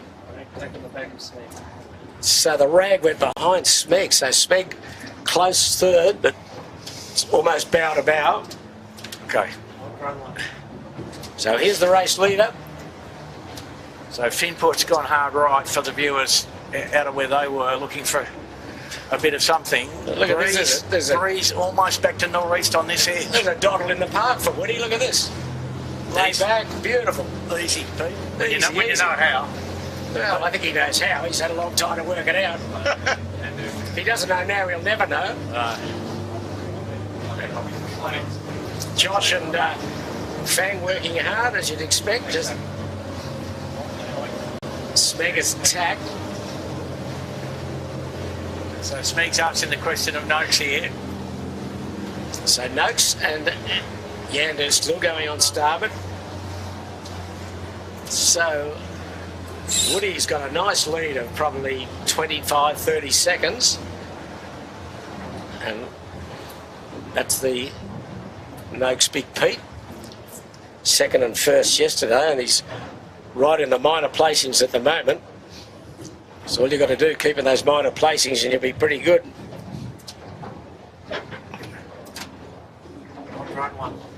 They wouldn't be far off attack, I wouldn't think. So, Pete, I'm here to tell you that the guys that have gone hard right have made a big gain again. Okay. And not on screen, obviously. Oh, now we are there, yeah. So Birkenhead, Finport and Andu. Okay, they're both tacky in tandem, the leaders, but we're watching the boats that have gone to the right. Birkenhead going up more to the left off Taylor Bay. Smeg going right into Shark Island. That certainly paid last time. Will it pay this time? I don't think the wind structure's changed enough to have changed what happens over there. So it may have, but I don't think so. There's Big Pete going back. Yandu above him. They're not going back at anything great left-handers there. A bit of pressure, but yeah, it looks as though the right may have paid. And the breeze softening and turning right, Pete. Persistent shift by the look of it. Ooh. Are you nervous? Have a look at Big Pete now. Sorry, viewers. Yeah, on screen. Yeah, he's bow down in light air. Or light air. There's a bit of breeze coming to him, though. Okay, there's Andu and Rag. Smeg's close to burgling his way here, Pete. He looks very good in the right, doesn't he? Yep. Yep.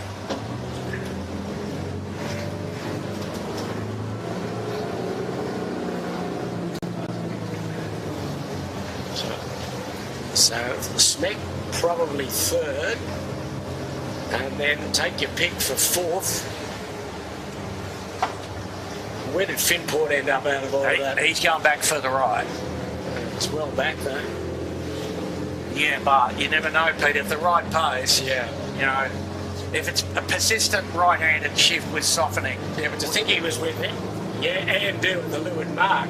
I know. He's dropped way back. But you don't know, Peter, because it might be turning right far enough. If it goes to what was out on the ocean, which is what it was predicted to do, you know, talking about east. Well, the news is, as Big Pete, and just astern of him is Smeg, probably about 3 or 4 boat lengths. Yeah. But it's no doubt about it, Yandu has really smoked them here. Talk about good speed, accurate course, accurate crew work. He's just got to get around this weather mark, and the easy run to the finish. You just get the pole back and run square, would you, Andrew? Get the pole back. Yeah, if one could, one may. He's got that much up his sleeve, but terrific performance, and I won't put the hex on him yet. No, don't you do that, Pete. No. And Smeg looks like they're just going to go to the port tack ley line into the mark, and that's not a bad option either. And we might see a jibe set at the top here, Pete. Jibe set, perhaps, yeah. There goes Smeg back now. Pretty good ley line, sort of ish.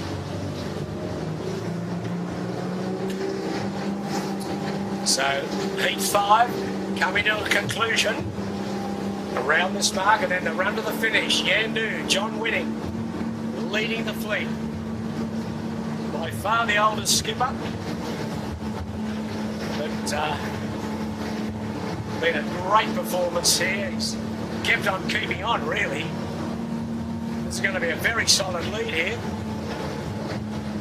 Battle for second between Noakes, Big Pete and Smeg.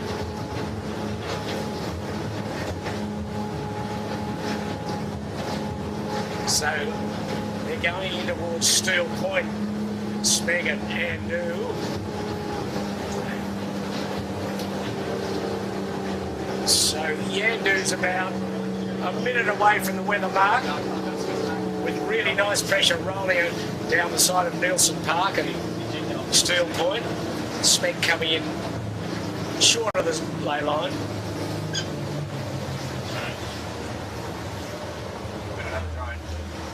Yeah, no, you're right. I need somebody on Yandu. Okay, we're watching for Yandu. There he is. There's the mark.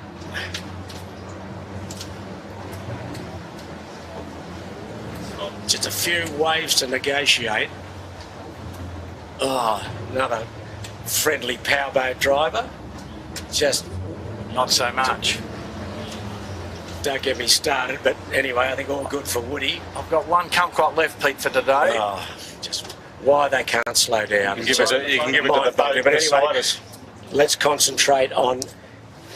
He's just got to watch these waves. He doesn't go bow down here in these waves. So, Pete, he has to sail for a bit on starboard because the mark is so close up, and it's got a good puff coming, in fact, to get away here. Yeah, spinning her up. He's away. All he's got to do is run to the finish. Probably a little bit easier said than done, but not the best set, but good enough. But good enough. Wow. What's the lead? This is going to be 35, 40 seconds, a bit more. Big Pete in second spot. Yeah, it's Smeg third. Close to 50, I'd say, Pete. There's Noakes, Big Pete tacking. Very easy lay line. And Smeg, gee, this is impressive from Smeg. Yeah. He got themselves out of jail again. Yeah, he kept his nose clear, as you said, Andrew. Yeah, good traffic management and reap the reward. Okay, Noakes is round. Noakes, Big Pete second. And right up the exhaust pipe of Smeg is Rag and Famish. So call that 50 seconds. Smeg third, Rag fourth, and then Finport and Andu and Birkenhead. No one's jibe set yet. No, not enough room actually, Pete. No, it's good. Would be light to go under steel point as the Rag goes round in a good one. Smeg's set and good. He's off after Big Pete. So that's third and fourth. You'd say that the first four will be assured. Yeah. Of 1, 2, 3, 4, the order. Well, we'll see. Nobody's going to catch them. So now it's a big fight for 5th, 6th, 7th and 8th. And probably a fight for second. I mean, Yes. Smeg and Rag and Famish are close enough to Big Pete. Yeah. But they're not close enough to Yandu, that's for sure. So as long as he doesn't stub his toe, Yandu's looking good.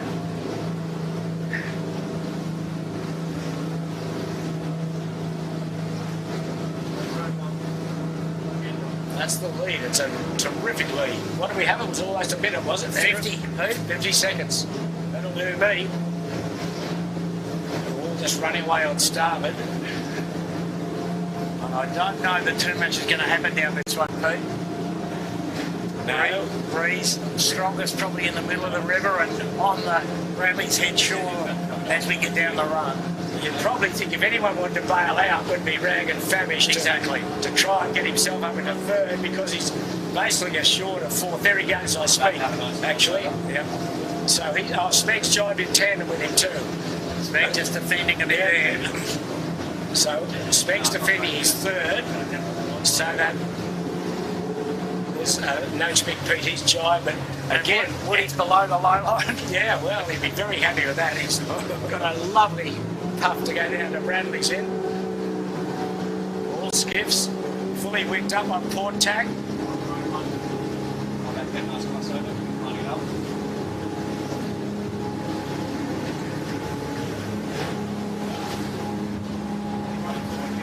There's Smeg. See that there's 3 boats lined up for second, third and fourth. Smeg in the middle of the 3. There they are. Look at that. It's great racing. Yeah. Noakes, Big Pete, Smeg and the Rag and Famish. And we've seen Noakes is fast enough downwind to defend okay, Pete, I think. They're well clear of the 5th spot. Yeah. So it's just a matter of what order. And Yandu is gone. Absolutely blitzed. Rag jibing back out. Here he comes. Yeah, well, his only refuge is to get to the pressure. Good jibing. Compression down at the headland. Yes. I would think. And throw a jibe or 3 in to try and get the other 2 chicken winged up. But we've all got pretty good sailors here in Sean Langman, Michael Coxon and Harry Price. Yeah, we're not talking about... Well, Smeg's just jibed to cover off the Rag there. Yeah. So Smeg's side and turn's good, and it is good. That would give him a pretty strong looking scorecard. 1, 2, 5, 1, 2, 3, 5, 6.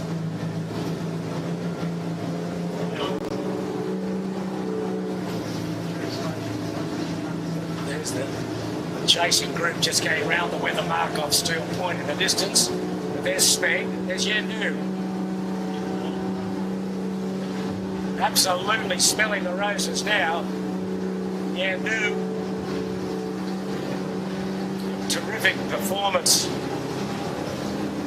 There or thereabouts early off the starting line and just kept on keeping on. No trouble, Your Honour. He'll probably keep going and then one and in. There's Rag's jibe to attacking Smeg. Smeg will jibe, you'd think. There he goes. And Rag's made a bit of a gain there too. Anyway, here we are travelling with the mighty Yandu. Just hang on, Woody, don't do anything silly. Watch out for the little green keelboat down the leeward of you, mate. That might be the ultimate obstacle. Don't say that, Andrew. Well, we've seen him snatch defeat from victory a few times. Not today, not today. No, of course. No, with Josh and Fang, he's in good hands.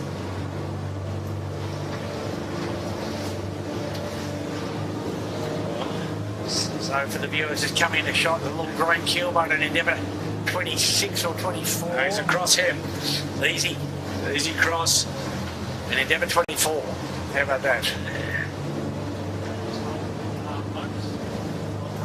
There's Noakes still in second as he jibes up off Bradley's.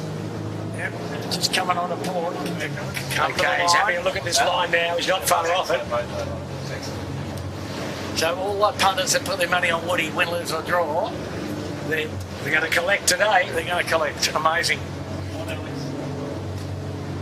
There he goes. Come on, Woody. You can do it. Don't overcook this. He's got a Careel 28. So he's having a bit of a production boat obstacle course. He'll be right. Just coming into shot. Yeah. Not much pressure. That's No. nice, lovely. Pretty And lazy. about 150 metres from the finish. Pretty lazy And down there. well clear. He's probably opened up down this leg. The rich get richer, Pete, because the breeze is softening. Yeah. So we're seeing overcast sky now to the south and east.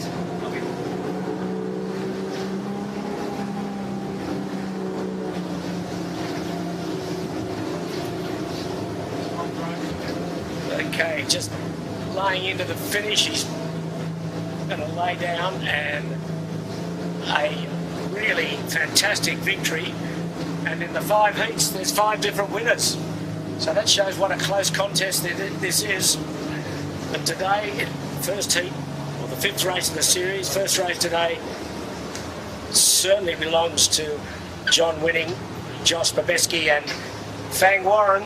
And they've got one more jibing in. They're just One more above jibe. it. The breeze so soft, Pete, Oh, that another jibe. Yeah, it's lifted off again here. So he's not going to worry about how much he wins by. Here he comes. And he's across now. There he is. Well, that is a popular and very, very good win. Let me tell you that. That is really a fantastic job by those guys. Be very pleased while they wait for the fleet to come in. Now the battle's in on for 2nd and 3rd and 4th. It's Big Pete coming in on starboard.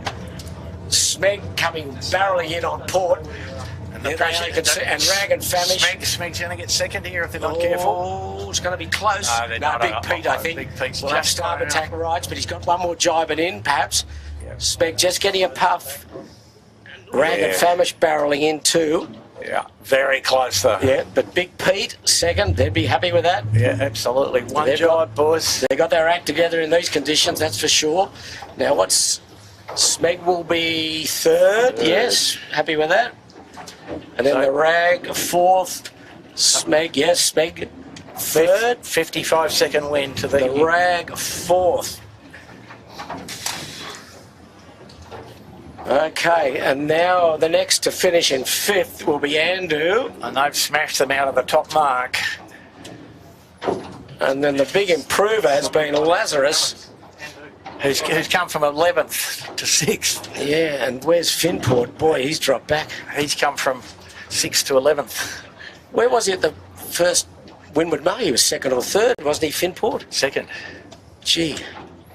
Okay, well, he'll be disappointed. No, I think he's had a little incident there at some point. Well, he did have an incident here with Andu. But I think he had another incident on the run. Okay, Andu across in 5th. 6th, Lazarus.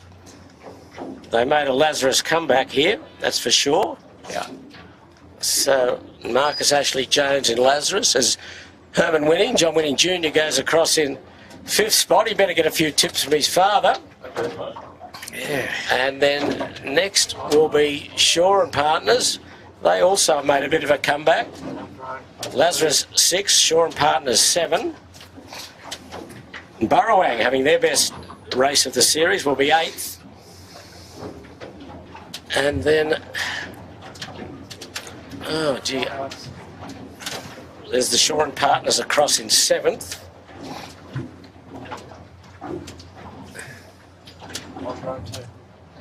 Burrowang, Simon Nern 8th. Then 9th is going to be Birkenhead.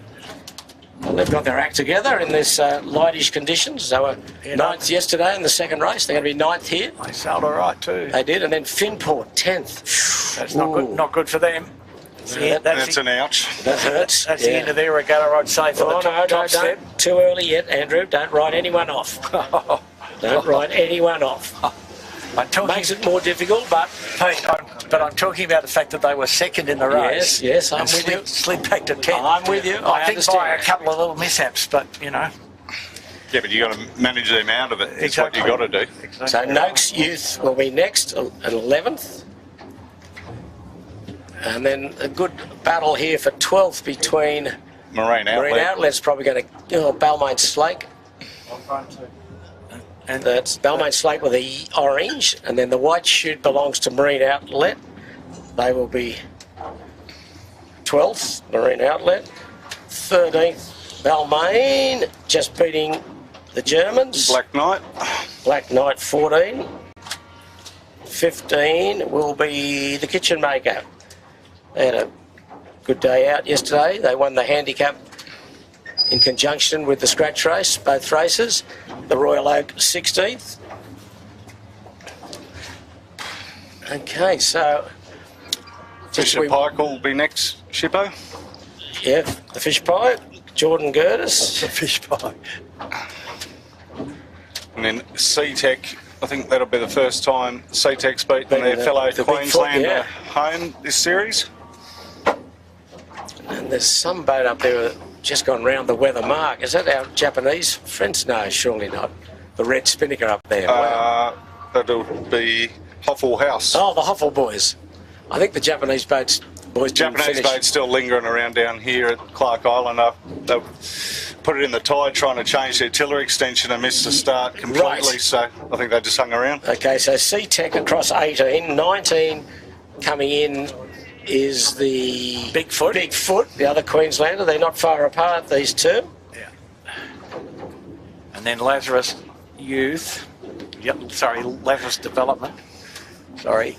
Noakes Youth. That's you got the both side by side. Yeah, Okay. yeah, that's Okay, so Andrew, we've got the rest of the fleet just coming down. What do we learn from there? That race. And what are we looking forward to in the next race? Because we've got another one to come. Well, as you pointed out, Pete, 5 winners, 5 different races. Yeah. And it's pretty subtle the way this, we've seen, the Norris go back to the right a bit and soften a bit, and it's quite complex what the right path up the beat actually is.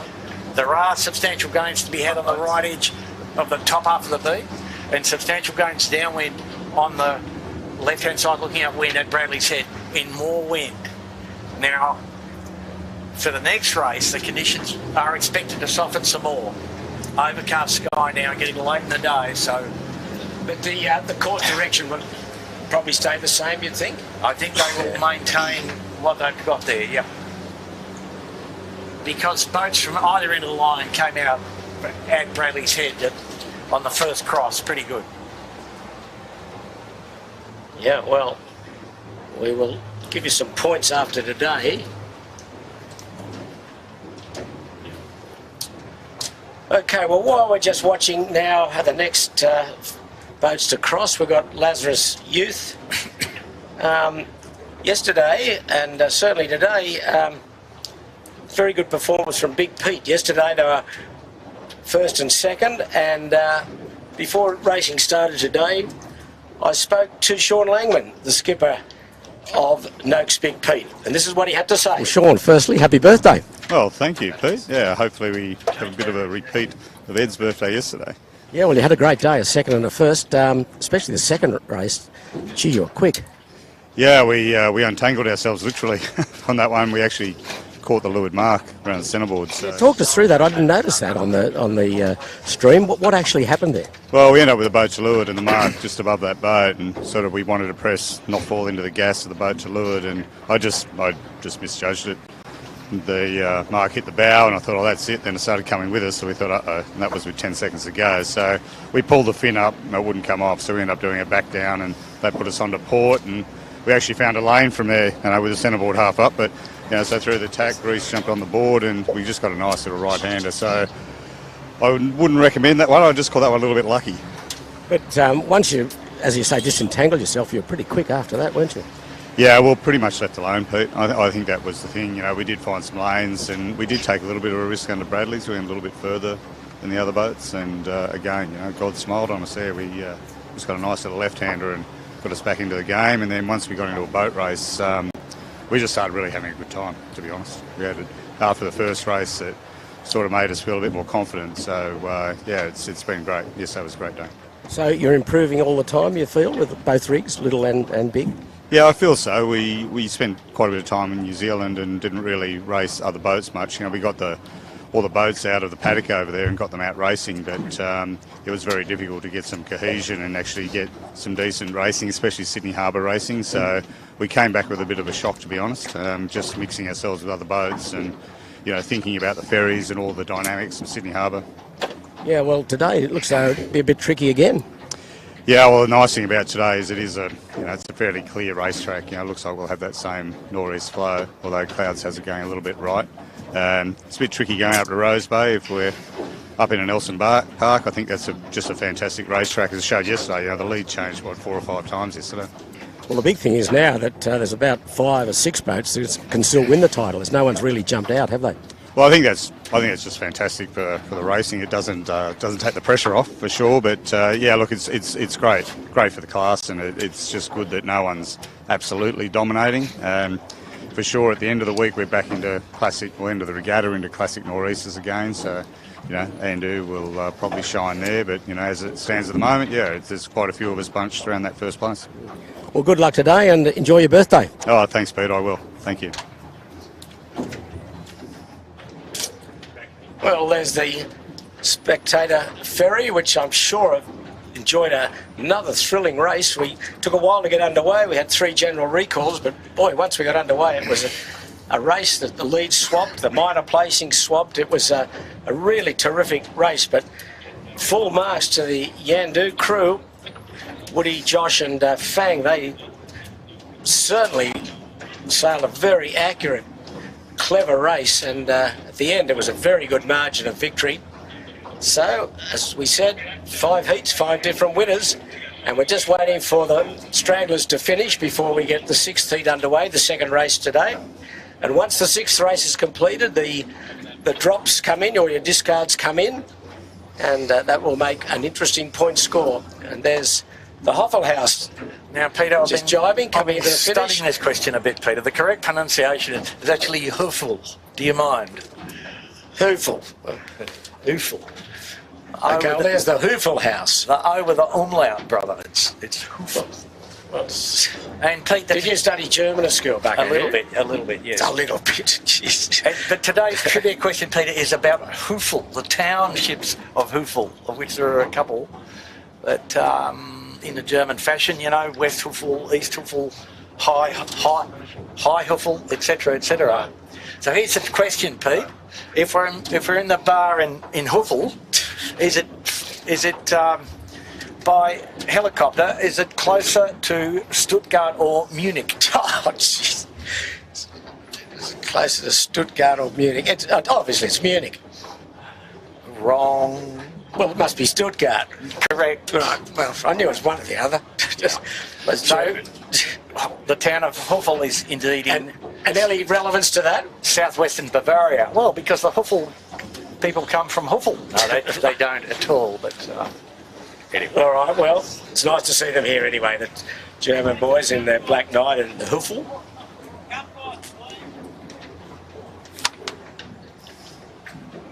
There's the Black Knight. We're just waiting for signals. Everyone has finished, I think. Have they, Jimmy? Yeah, we can't see anybody. No, the that's Japanese all are back.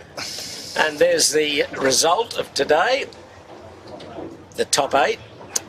The great win by Yandu. Big Pete 2nd, Smeg 3, Rag and Famish 4. Andu keeping his hopes alive in 5. Lazarus 6, a very good comeback. Shaw and Partners deep early. They got back to 7th, and the Burrowang in 8th spot. So, Pete, let's start working on the point score for the inevitable. okay, Andrew, are you going to do that, or am I? Or I've got a pen. do I do everything as usual, or? Just relax in the lounge chair. I'll do the maths, mate. I know that you can only just spell. Okay, well, So you just call out the places, Pete. Noakes, second. Noakes at 2, Smeg 3, Andu, 1. Andu 5. Andrew, come on, your first mistake. Sorry, Andu, 5. Yandu, confusion. Shaw and Partners. Shaw and Partners 7, Finport 10, Oh, horrible. Yandu 1, Correct. Rag and Famish 4. 4. Of course. And Lazarus, that'll probably be the only contenders. Lazarus was 6th. 6. So just give us the gross points, remembering you still can't drop till after the second race today, which we're just waiting for starting signals. They just moved the pin further up. Okay, well, it's got cloudy now, Jimmy, hasn't it? The breeze is still in, but a lot of cloud building out of the southwest, and it's still fine, lovely day and warm temperatures. Bit of shade's nice, that's for sure. It is very nice. Andrew will need another jacket in a moment. It's quite chilly for him here. Little polar fleece or something. We'll get you a puffer jacket from our good mates at Vycobi. Does Sale Media have polar fleeces, Jimmy? We might get some of No, those. we've got the puffer jackets, mate, from Vycobi. Very nice. Well, puffer jackets from Vycobi. Lovely. Okay, So now, here's this really means nothing, but it gives us just an idea. an idea. So the rich got richer. Noakes starting now leading on gross points of 16. Smeg on 17. And then Andu 5 minutes right there. on 21. Shaw and Partners on 25. Yandu on 26. Finport on 28. Rag and Famish on 31. And Lazarus on 35. Okay, well, as we said, unofficial and no discards yet, and that's just our preliminary point score to give you some idea, but we think probably they're the boats that can now win this championship with 5 heats down and still 4 to go. So we've got 4 minutes 20 for the 6th heat. These races today brought to you by North Sails. But Noakes and Smeg really have got a bit of a break, Pete, now. You know, it's sort of 5 points in round figures. That's quite a lot at this point. Well, especially with the company that they're in. The company that they're in and that they've been making progress through the fleet. They've improved on their first mark position each lap. Yeah. And you probably have to say that Andu and Rags have probably got to throw a little bit of caution to the wind to try and, get a major placing. But anyway, we're 3 minutes 40 to go, and they've moved the start line. What are we liking here, Andrew, again? 050, 1.5 the course. Yep. Well, I think you still got to go to Bradley's and then hit hard right. I think that's been mapped out by the fleet already for us. And the breeze, as kind of the models had it, just going to go east and lift off a bit. Water's pretty hot. Just got to get off that starting line. Tide now, flood, Jimmy. Water might warm up. We'll see. 23 on the camera cat at the moment. Is it along? I can't see the pin yet. Is that? Yeah, just against the bow of the trawler down there, mate. Yeah, is it long enough, this line? I suppose it is. No, it's a good line. And good pressure at Bradley's looking upwind from where we are at Clark Island. Exactly. So that's the first waypoint, mate. Plug in, get to Bradley's. And it looks like you might be best starting in the middle of the line, not at the pin. Well, you've got to get, if you start hard at the pin, you've got to get that lane back. Somehow. And that's what hurt Andu in that first heat. He had to take massive sterns. By the time he'd taken all those sterns, he was really back in the pack, and he did a good job to get up to 5th. Because he was deep and buried there for a while, as was Smeg. But anyway, 2 minutes 25 to go. And the breeze a little bit lighter. I'm not sure he wouldn't have been better advised, Pete, having another dig back into Bradley's. He had the possibility. Yes, but we will see now as we're approaching the start of Heat 6, the second race today. And sort of nearly overcast, not quite clear sky, but overcast where the sun is. indicating a little bit of cold air up high. And so more rotation expected here, Peter. And just remembering, this is the final race today, one race tomorrow, late day Friday, then a race Saturday, race Sunday. So 3 races to go after this afternoon.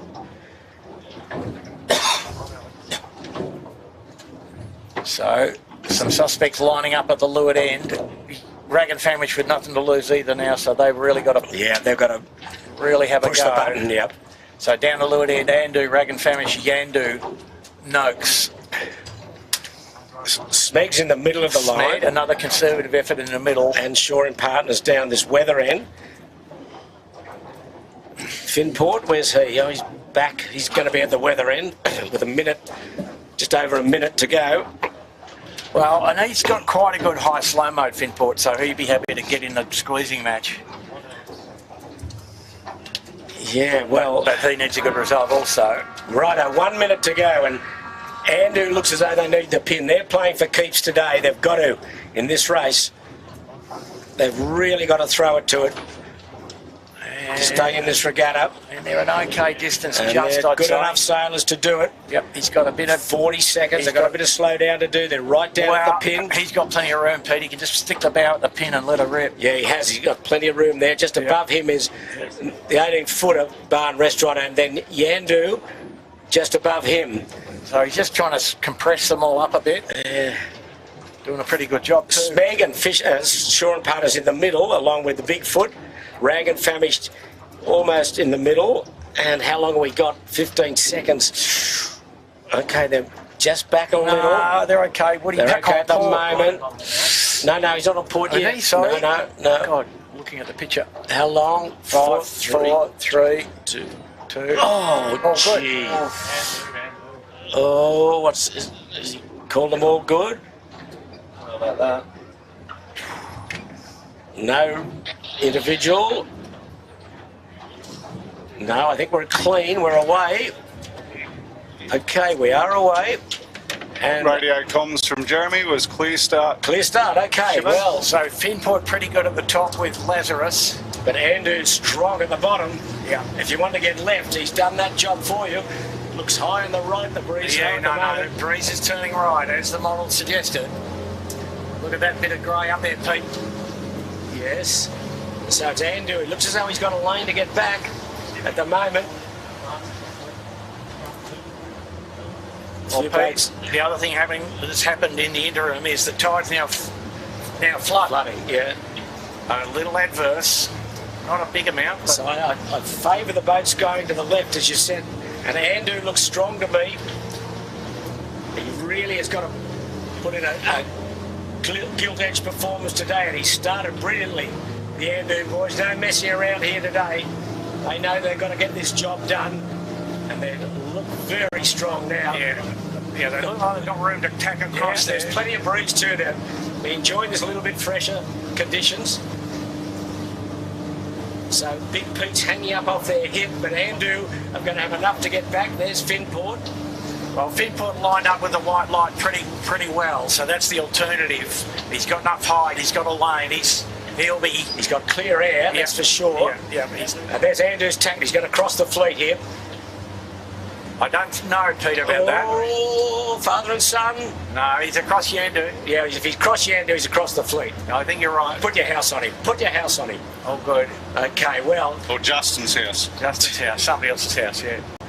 Well, it's up to him now. He's got the lead. It's up to him to maintain it and good pressure. A nice windward heel. So I put the mocker on them the other day, Pete, when I said they should go on and win this. Yes. So I better not say that, have I? Don't say anything, Andrew. Yeah. Till a minute before 10 seconds before they finish, you can say it. But at the moment, Andu looking strong. And it's Yandu. Oh, it's happening up here. I always had to take some sterns. Yeah. Again, Big Pete prominent. Very prominent. Yeah, the 18-footer bar and restaurant. Where's he come from? They broke a side stay or something in race 1, Pete, so wherever they've managed to put it back in, obviously... You'd leave it there, wouldn't you? You'd leave it there. Fix the problem. Oh, some boats gone right into Bradley's. What could possibly go wrong to Noakes Youth?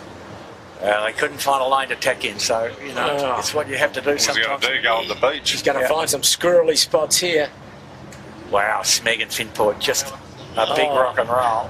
Finport tacking, And Smeg tacking. high-speed cat ferry in the way. Oh, He's done the right thing, though. Well, the other boys will have to tack back one day, okay, Big Pete's tacked. which is the right thing to do. Finport But might Andrew stand on. leads. Andrew leads. Rag and Famish close to him. Opportunity here for the guys on port. Oh, look at Andrew. He's away and gone to windward of the ferry. Yeah, but I think Finport's done the right thing here. Stood on. Yeah, there's a few had to tack. Smeg's got to tack for the ferry. Downspeed tacks. Ugh. Breeze, what have we got? 9-10 knots here at Bradley's where we are. Well, yeah, and then a bit less as you go right, I think. But it's Andrew. He looks really to be smoking, but Rag and Famish was very prominent, as was Yandu. An 18-footer bar and grill. They 18-footer bar and grill. Look at those boys. Where have they been all series? Pedro Vazzoni, Cam Walker and Paddy Bannon. Oh, gee, off camera there's a big dip on the Big Pete across the stern of Smeg. But that's the position, really. But Rag and Famish just tacking, but again, Yandu prominent. Well, it's the... Looks like at the moment, Andu, Yandu, Rag and Famish.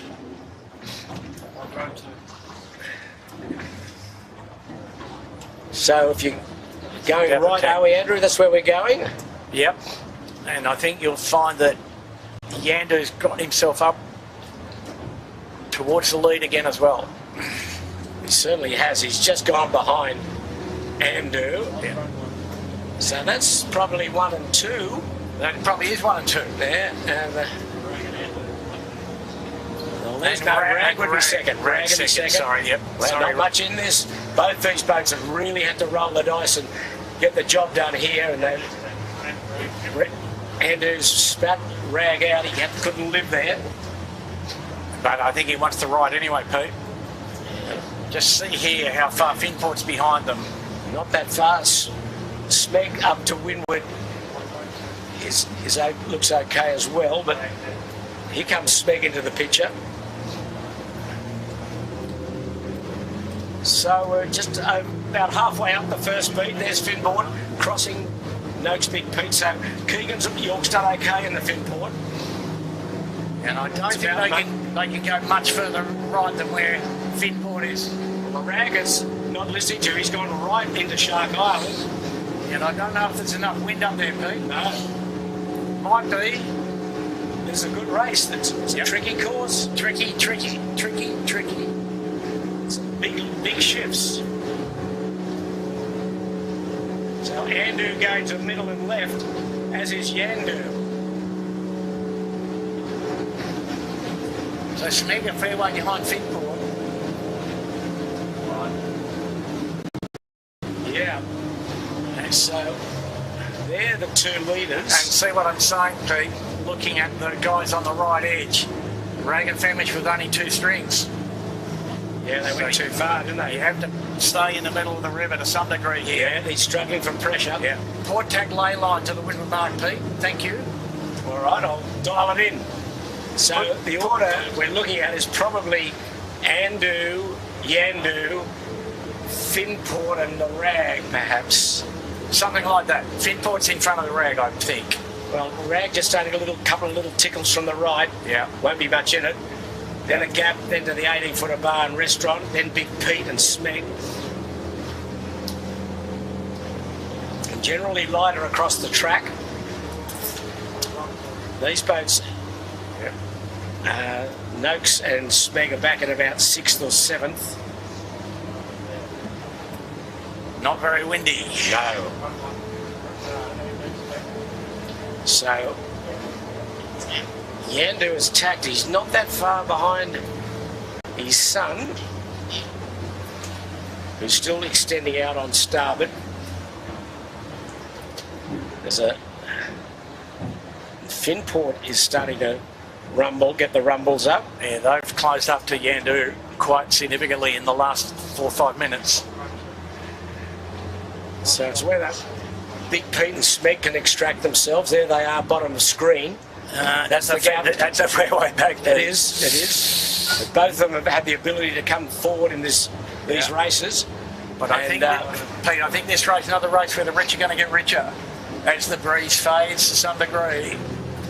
Well, father winning likes going right, son winning likes going left. I know. No, he's just tacked on the edge of a good puff that's come around Nelson Park. But the guys in the middle have had a little more pressure on average. Yeah, but Yandu looks okay there now. He's just got a little bit of a clip to the right. A little flick and a little pressure. And the other thing is Andu's up on starboard down there. He won't like that. Make it tough to come back. But he knows that he's had plenty of wind and he's, going through the water pretty well. Andu leads by a fair way. Well, we'll see. And quite good pressure coming through the Watsons Bay funnel, Pete. Yep. Directly upwind, more or less, to the windward mark is the lowest point in the cliff of the eastern suburbs of Sydney at Watsons Bay. And okay, Andrew's just tagged. Some more fetch. And there's not going to be much in this, Andrew. It's going to be a couple of boat lengths at the moment to Andu. Wait, to take your hand out of your pocket. No. Andu will cross, but not by much. Not by much at all. Fair way, I reckon. Anyway. Stick it up there, Woody. Stick it up, my son. Yeah, you're on a commission or something, Shivers. Well, I taught him what to do today. You taught him everything he knows. I get it. We had a big debrief last night for 3 hours. How many bottles of red did that take? Okay, Andu leads by 3 or 4 boat lengths from Yandu, and then close in contact is Finport. They've dropped Rag and Famish off just a little. Yeah, they have. And there's good breeze here up near the weather mark. Rag and Famish got too far right, but they might be seeking redemption here with There's more breeze in the right again now. Good pressure where we are, indeed where we are. And so Finport on board. Close to second. Oh, yeah, wobbly old tack from Yandu. Yeah. Not in much pressure. And both, I think they've done the safe thing there, though, Pete, Andu and Finport and Woody to some degree. Port tack lay line, starboard tack lay line just looks too difficult. But right at the weather mark, there's really good pressure, the best pressure on the race course. Yep. And Andu's going to get into that first.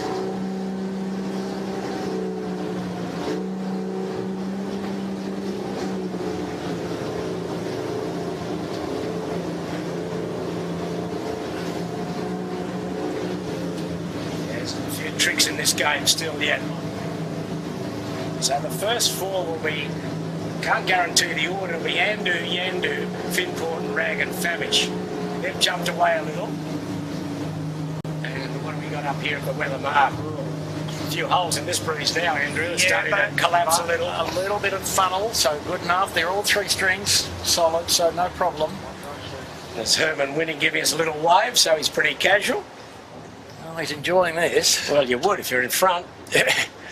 And like I said, Pete, I'm pretty sure the rich get richer here. Okay, standing by. Andu 3, 2, 1. Come on, Herman. There you go. Conservative low line from Herman and Sevi and Sam. The easy boys. And Rag even more conservative. Wow. Yeah, they got in a bit of light air there, but not much in this. As Yandu, you'll see them screaming in port at the moment. They'll be on camera in 3, 2, 1. There they are. And just above them is Finport on port.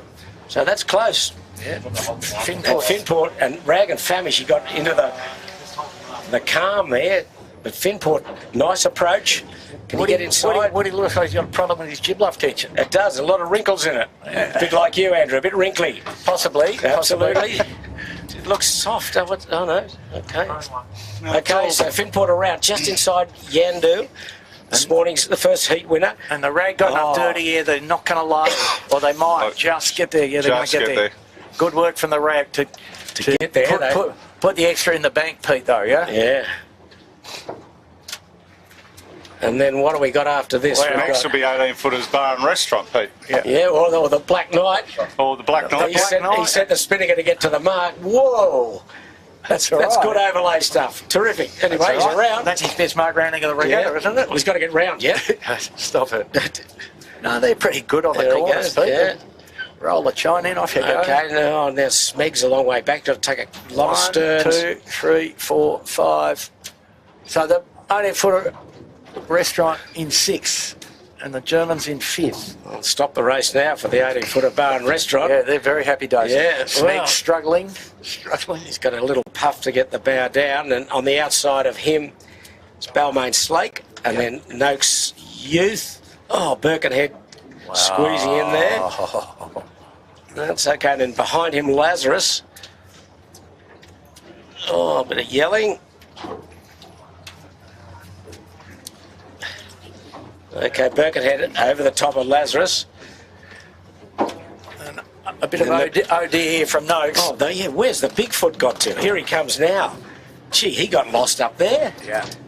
We didn't see him. He was prominent early. Counting from the back, unfortunately. I don't think he got off the line too good, Pete, and just got in. Yeah, no, he was well in the mix. About to go in the tide here if he's not careful. His jibe's set. He's got to throw everything at this now. Oh, yeah, no, he's got a discard here, so he's just going to have to, you know. He's going to lighter air there. You can see the light patch between he and Shark Island. Yeah, but he can jibe back. He just has to get into the dirty air of the fleet. 10 boat lengths on board would be worth it.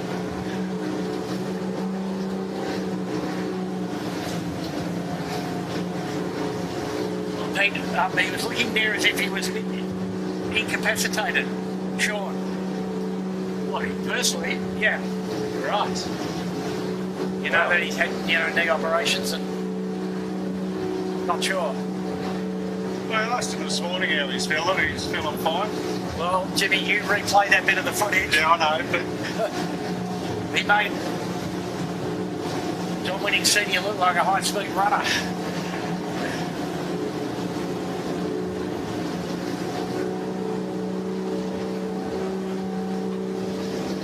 Well, the first four have really jumped away.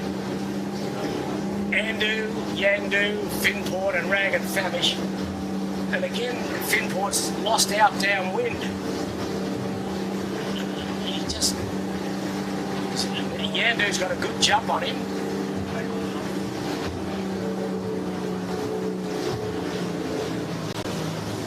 Yeah, we talked about the shoot lovely on the Finport's a little bit short.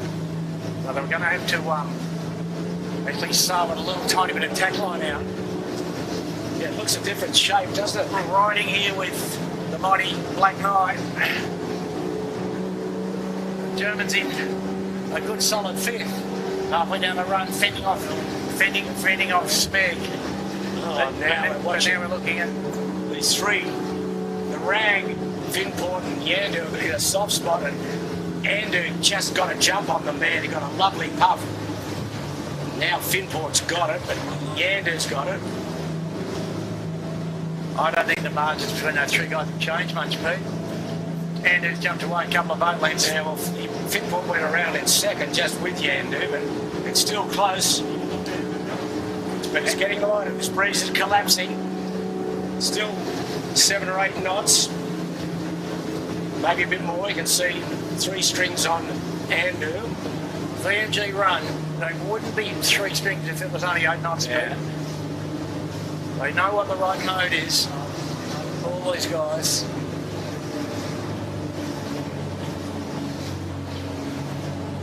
Must be 9 to, or they think it's 9 to 10. No wind instruments, so they're just judging it by how far they're going to shoot the spinnaker on, basically. Technique. Yeah, well, you can see there that they're not full stretch, so no, they're not. They're just trying to keep the weight out of the boat to keep it rumbling. They're not low hooks, are they, Peter? No, They're a long way from it. High hooks. And really forward on the wings yep. as well. Yeah. So that's 1, 2 and 3 from left to right. And not out of it by any means is Rag and Famish.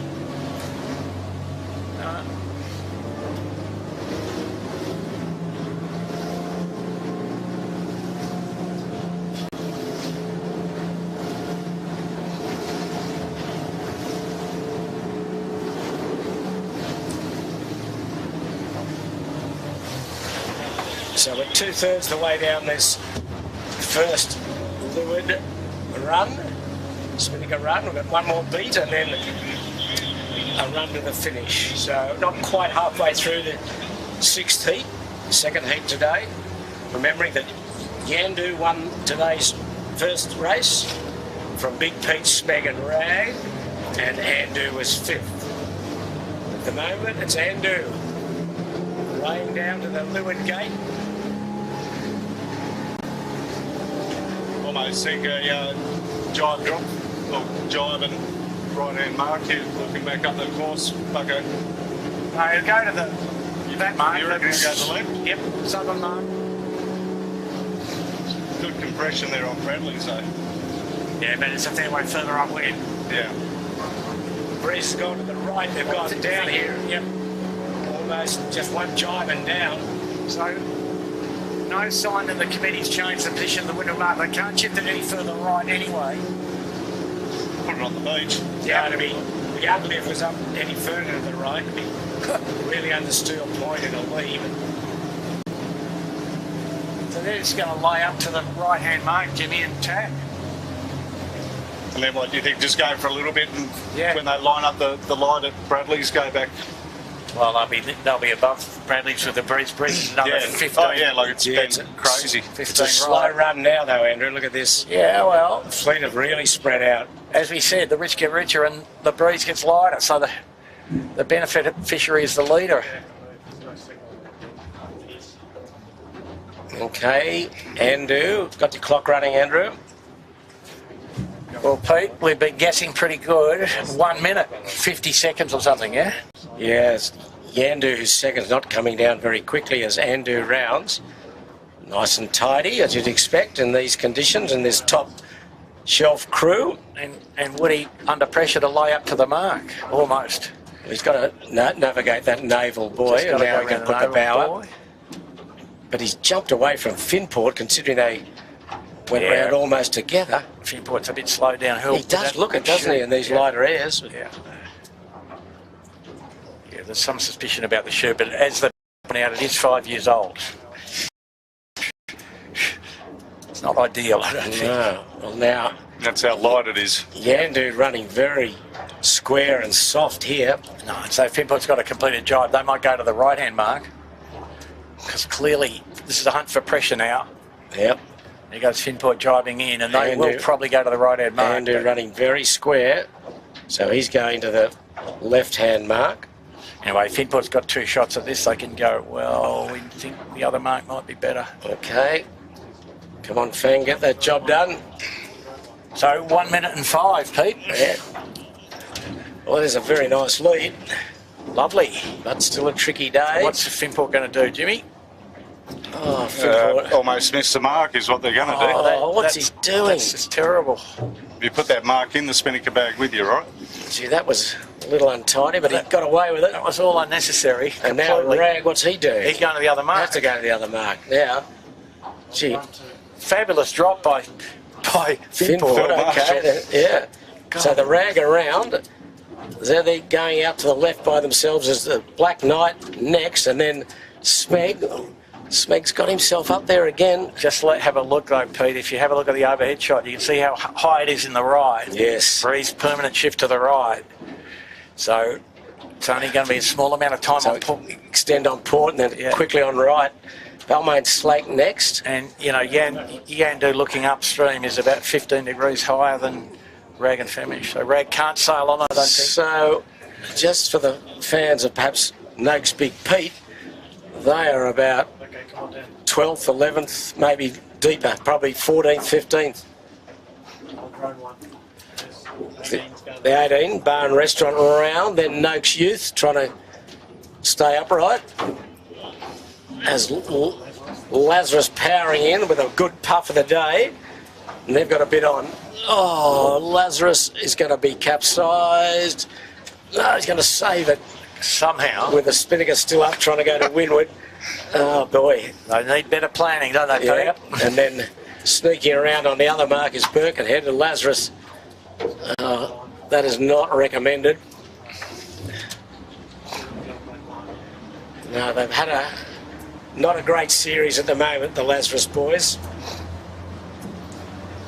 But meanwhile, they're just getting it under control. And we're upwind for the last time today. And the breeze that's gone into the east-northeast.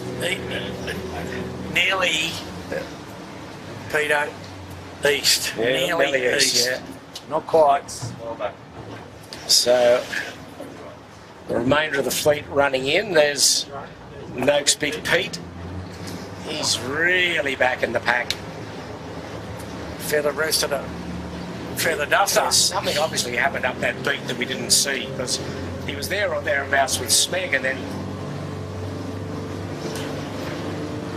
anyway, good performance in the first race, but wobbly in the second. Is the fleet going upwind now? There's the Japanese team on screen with the grey Spinnaker shipper. Here they come, okay. Still upright, that's the main thing. Got a long way to go. Yeah, Pete, they've been sailing it a bit like a sinker sailboard, haven't they? Mast in the water, wing in the water. If you want to roll the dice here, Andrew, you'd go hard right. Hard right. Right in a point piper and keep your eyes shut and hope for the best. Yeah. That's what Big Pete might have to do. But he's a long way back as we're watching Finport and Yandu going in towards Bradley's. And it's Rag and Famish have done a good job. You'll see them coming out for Bradley's in a moment. They've got themselves in the third, I'd say. They're across Finport. Big gain then, Peter. Yeah. So To the you left. had to get further left. Couldn't go halfway. They went halfway. Because look at this. Quite right. So Smeg's gone back to fifth. 1, 2, 3, 4, 5, 6. Or six. Fifth or sixth. Yep. But meanwhile, Andu is absolutely bolted. Yeah, so he stood it further right. He's gone from a minute lead at the Leeward Mark, or the Leeward Gate. Yeah. He's way ahead. He can have a picnic now and still win. This breeze starting to die all over the track. 7, 8 knots, perhaps. The Rag is tacked to go back on starboard. And there's Smeg, absolutely burgling along the Bradley's Head shore. He's tacked now, but he'll be behind Finport and Rag and Famish, but certainly in touch. Yeah, I think you'll find Finport might pay him some respect here. Oh, he's got not much pressure there, Smeg. There's the Germans have tacked in the Black Knight. Here goes Finport. Sorry, viewers, just behind Rag and Famish. Yeah, so Rag and Famish solid third now, maybe close to second.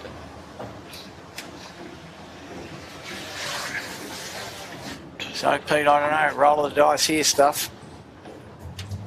Yeah, there's lifts and knocks everywhere. So we're concentrating. This is the real battle. Andu is gone. I mean, he is a good minute and a half at least ahead. Just standing up towards Taylor Bay, across Taylor Bay up to Chowder Head. It's all cased out. Most pressure, I think. Yeah, interesting to see what happens on the speed. Smeg challenging Finport for third or whatever that place is. And certainly Rag and Famish challenging Yandu for second. But I think the right side will pay again here, Pete. No one's really gone hard right at it yet, have they? No. All snuck up around Bradley's. And there's the race leader. Finport's heading out to the right, Pete, just behind the camera. Oh, well. So, let's see if that pays, but the Rag and still going. There's Yandu in the background, just to top off the leech of his mainsail. Being covered down by his mainsail. And there's a very, very good runway up to the weather mark. There's not a spectator boat or a pleasure boat in sight. It's just a nice, plain sailing day, although the breeze is tricky. And this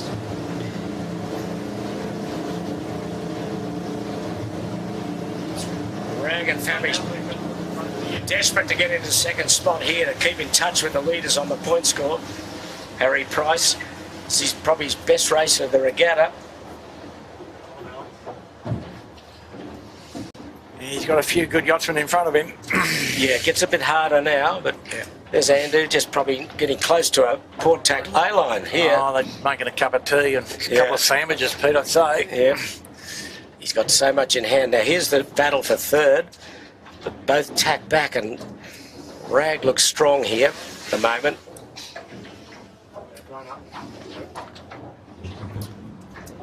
So, meanwhile, Andu has just tacked very close to a port tack ley line, but maybe a bit short. There they go. You just see how clear that harbour is. Not a boat in sight, and good pressure they're coming into. It's funny, you get out in front, the boat looks quick. I suppose that's the psyche of it, isn't it?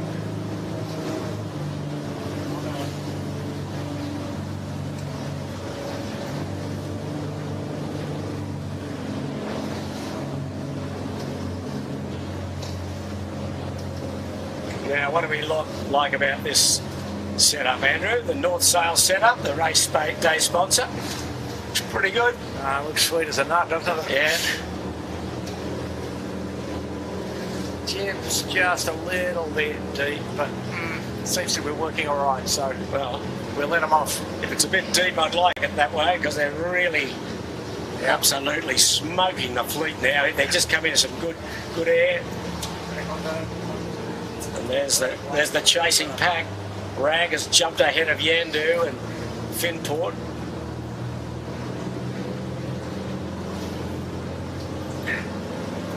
Yeah, a good battle again for the minor placings. Well, Finport's having a fight with Smeg, which is all entirely unnecessary. So, I don't know. You know what I mean?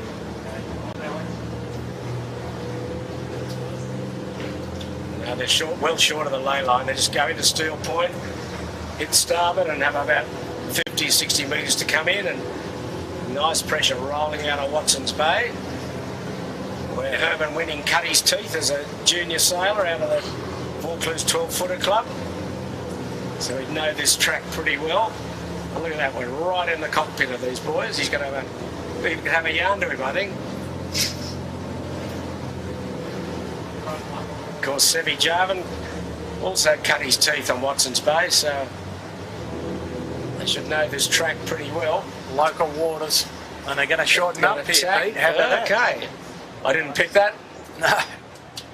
Oh, nice right-hander they're in too. Yeah. With pressure. Big ride. Wow. They were a bit worried about the drone then. I think they were going to collect the drone, but our pilots are more than up for the job there. There's a lot of tacking going back in the pack here. So they're going out into pressure here, the Andu boys ahead, but we're watching the Rag and Famish. He's clearly consolidated second.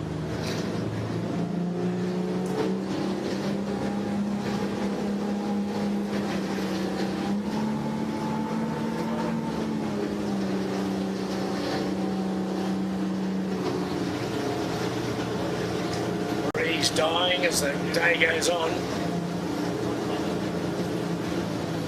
And not far off attack. There he goes. Overhead shot on the Andu.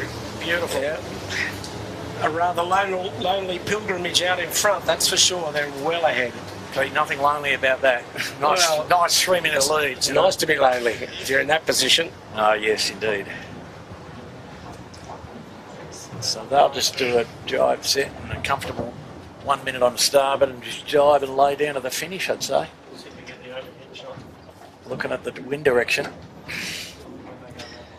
Yeah, they're just not quite on the ley line. They've got a couple of boat lengths to come in on starboard as we watch the Rag. There's the drone now, overhead shot of Andu, tacking, final tack, and now spinning a run to the finish. Easy, easy. Not much wind, you can see it, it's just very light. Yep, 8 knots. Got the jib stuck, the chute stuck on the jib dad. Not quite so good, boys, but here they go.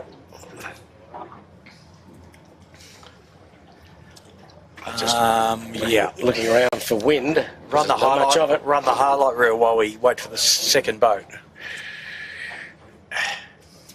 Yeah, the breeze very much in the right here. And there's the rag just down off Steel Point in lightish airs. He's got enough up his exhaust, up his sleeve to. Oh, he has he? Yandu's closed right up here. And Finport and Smeg. There's Andu. There's Smeg tacking, and the Germans. Germans, where have they come from? Well, it looks like that German lake we talk about, Pete. Yeah. So it's going to be close again for the minor Pretty placings. close here. Yeah. Andu's gone. No one else is round the weather mark, and they're, third of the way down the run. You can see that distance and how light it is up at the weather mark in Nielsen Park. So here's the overhead of Rag and Famish, and now Finport have closed right up. They could be close to third, but Yandu's will come back on starboard. The mark, we just can't quite see it. They're very close now to the ley line. Rag's tacked. You need to see what Finport does here. Well, he'll get inside. He'll tack short of Yandu, I think. Yep, I think that's correct. And now this will test his speed downwind. Yeah, just come back. Yeah, nice shot. So Okay, nice bit of pressure for the Rag to get round in second. that's about 1 minute 50 the margin. Okay, Finport's done okay in third, and now Yandu fourth.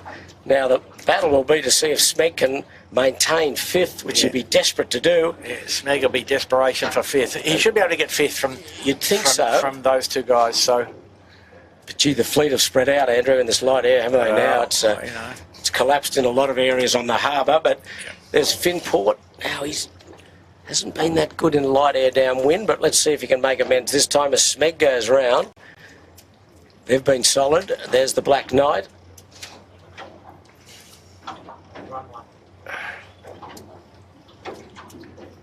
So the best Smeg can hope for probably is just to consolidate that fifth. Yeah, the Germans have got a bit of a tangle. They're out of it. As next, Balmain Slate.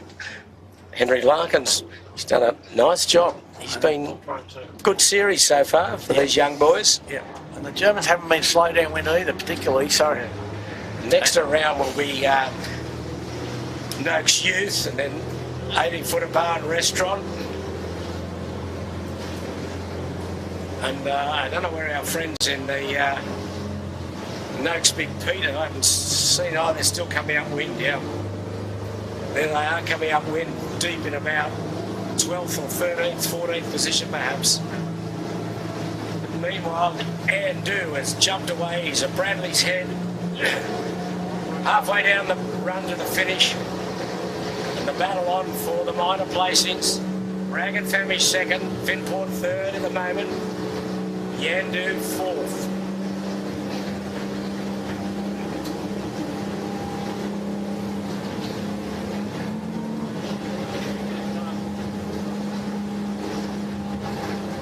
And Finport successfully consolidated third there, Pete. He's joined early. So he's split from Yandu. The Rags jibe. Yandu must jibe, you'd think. To go with him. Yes, there he goes off camera. See, the other boat that's way back is Shore and Partners. We haven't seen him all day. He's about third last. Yeah, he was racked up in row C on the start. Boy, he's in row Z at the moment. You'd have to say this is his discard.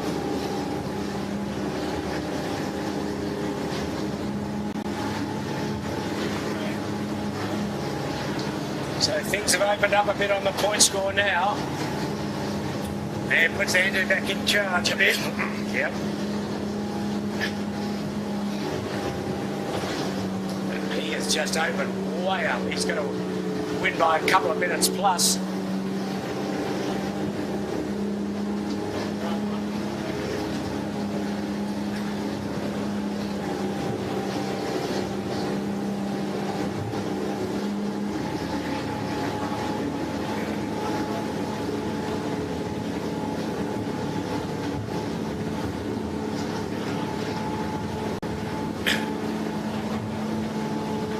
So that's the chasing group trying to get into the minor placings. Andu has got this shot to pieces.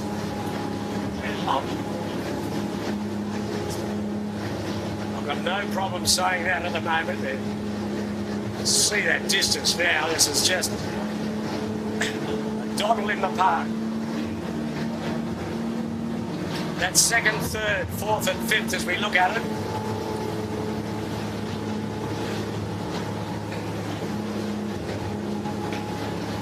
Yeah, not too much happening there either, Pete. No. Fitball looks safe against Yandu. Smeg looks safe against Fitball. Breeze going right. Yandu's laying right down almost to the finishing line.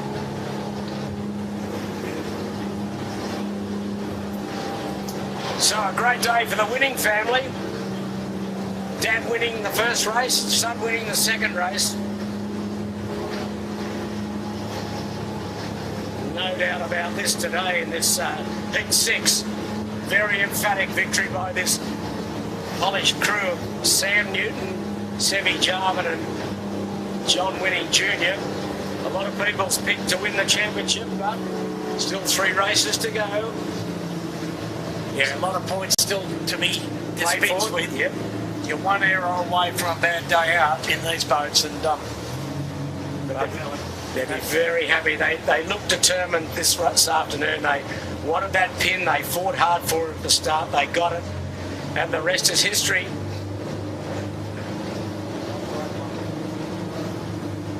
And let's not forget how creative they were last year, Pete, off the line. We haven't seen quite the same things happen this year, but the conditions are quite a bit different. And so, their body language, what's it tell you, Andrew?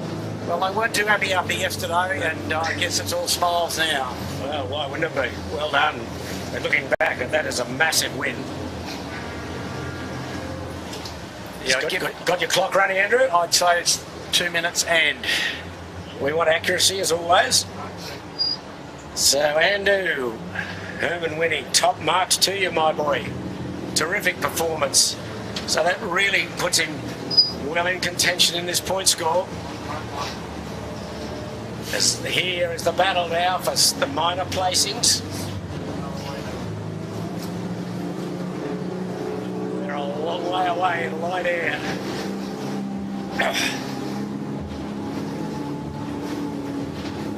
The Rag's got second easily, Pete. He has. He's got 3 strings in and he's laying the line on Port John. And Fitport's held on the third. At the moment.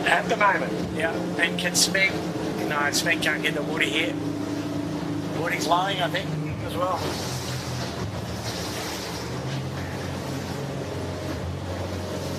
Rag on screen, just torching it towards the pin in a line. Bree's gone way into the right here. Absent the breakage, he's got the job done. Finport, similarly. Yeah, okay, well, Finport's done okay this run. He was a bit slow the first time down, but he's got his act together. Keegan, York. Here's the Rag, a right in shot there. See the North Sail logo and the North Sail sponsorship day.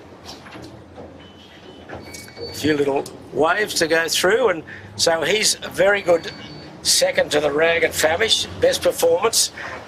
Second to Andu, perhaps. Second to Andu today. Finport will be third. Yandu fourth. Another good day for Yandu, a first and a fourth. Be more than happy with that.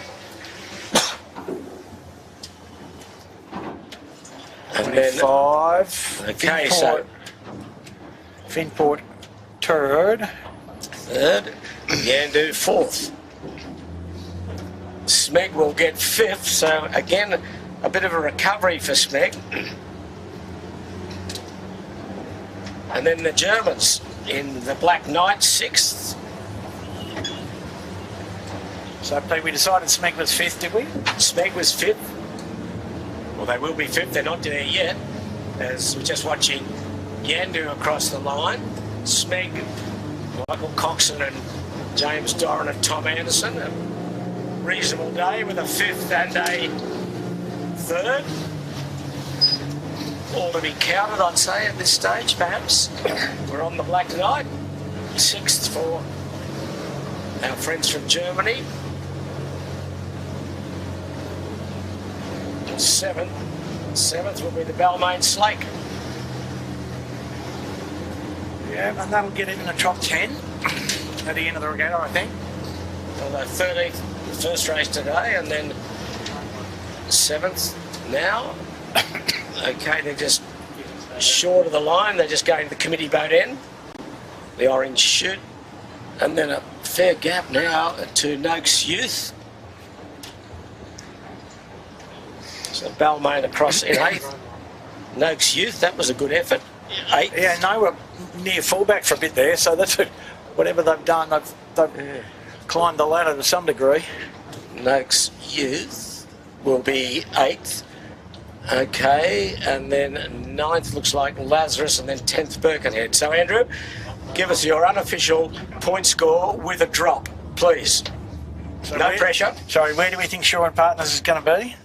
A discard, right? Well, he'll be definitely discarded. He was second last. Yeah, right. Okay, so it's a discard for you. That's right. We can figure that out. So, folks, incredible. You couldn't make this up. On 16 points, Noakes, Smeg and Andu after a discard.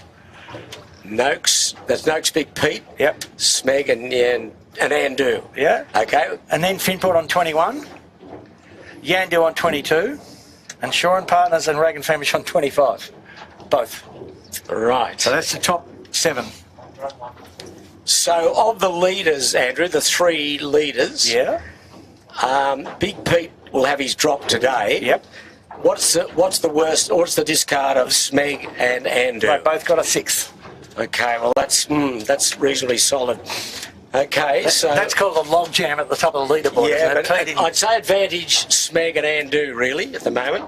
Slightly? Yeah, absolutely. Yeah, because they can slightly stub their toe, whereas Sean Langman has certainly stubbed his toe. He's one mistake away from whatever. Hey? And so we're watching Lazarus at 9th, and then mighty Birkenhead. producer Mr. Giltinan whispering in my ear about how much wind tomorrow. Mid-range second sail, I think, Chits. So... southeasterly sort of. So we've got a nice compliment team from Drone Shots Excellent. Enjoying your coverage and commentary. Peter Montgomery from New Zealand. So there you go. PJM. Hi, Pete. I think he's worried about you, Bucko, but that's all right. That's okay. A lot of people worry about you. Lots of people worry about me. So let's just have a look at the Bureau of Meteorology for tomorrow, what they're saying.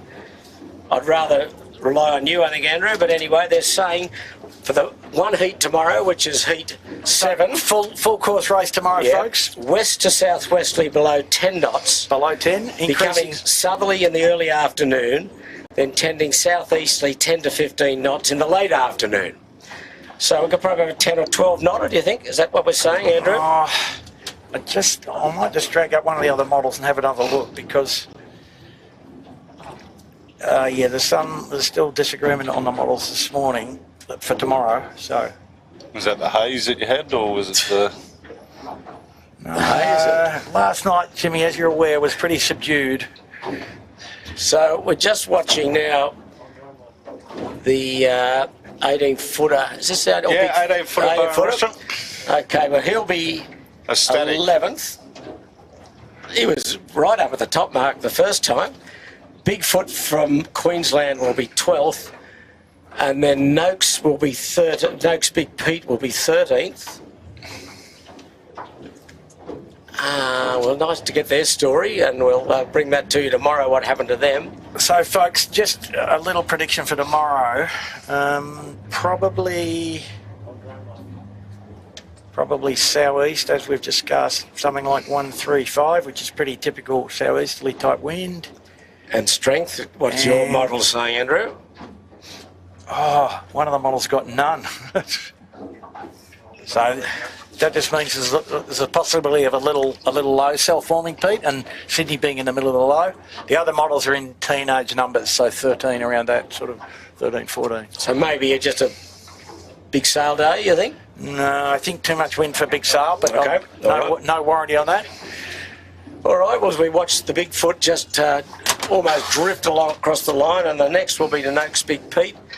And still looking upwind, I'm seeing about 3 or 4 or 5 boats before I even see the Shaw and Partners. They've had certainly a day to forget. Yeah.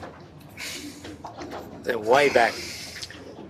So I think we've seen, it's been a long day because we had 3 general recalls in the first start, Heat 5 and then Heat 6. So a quick recap.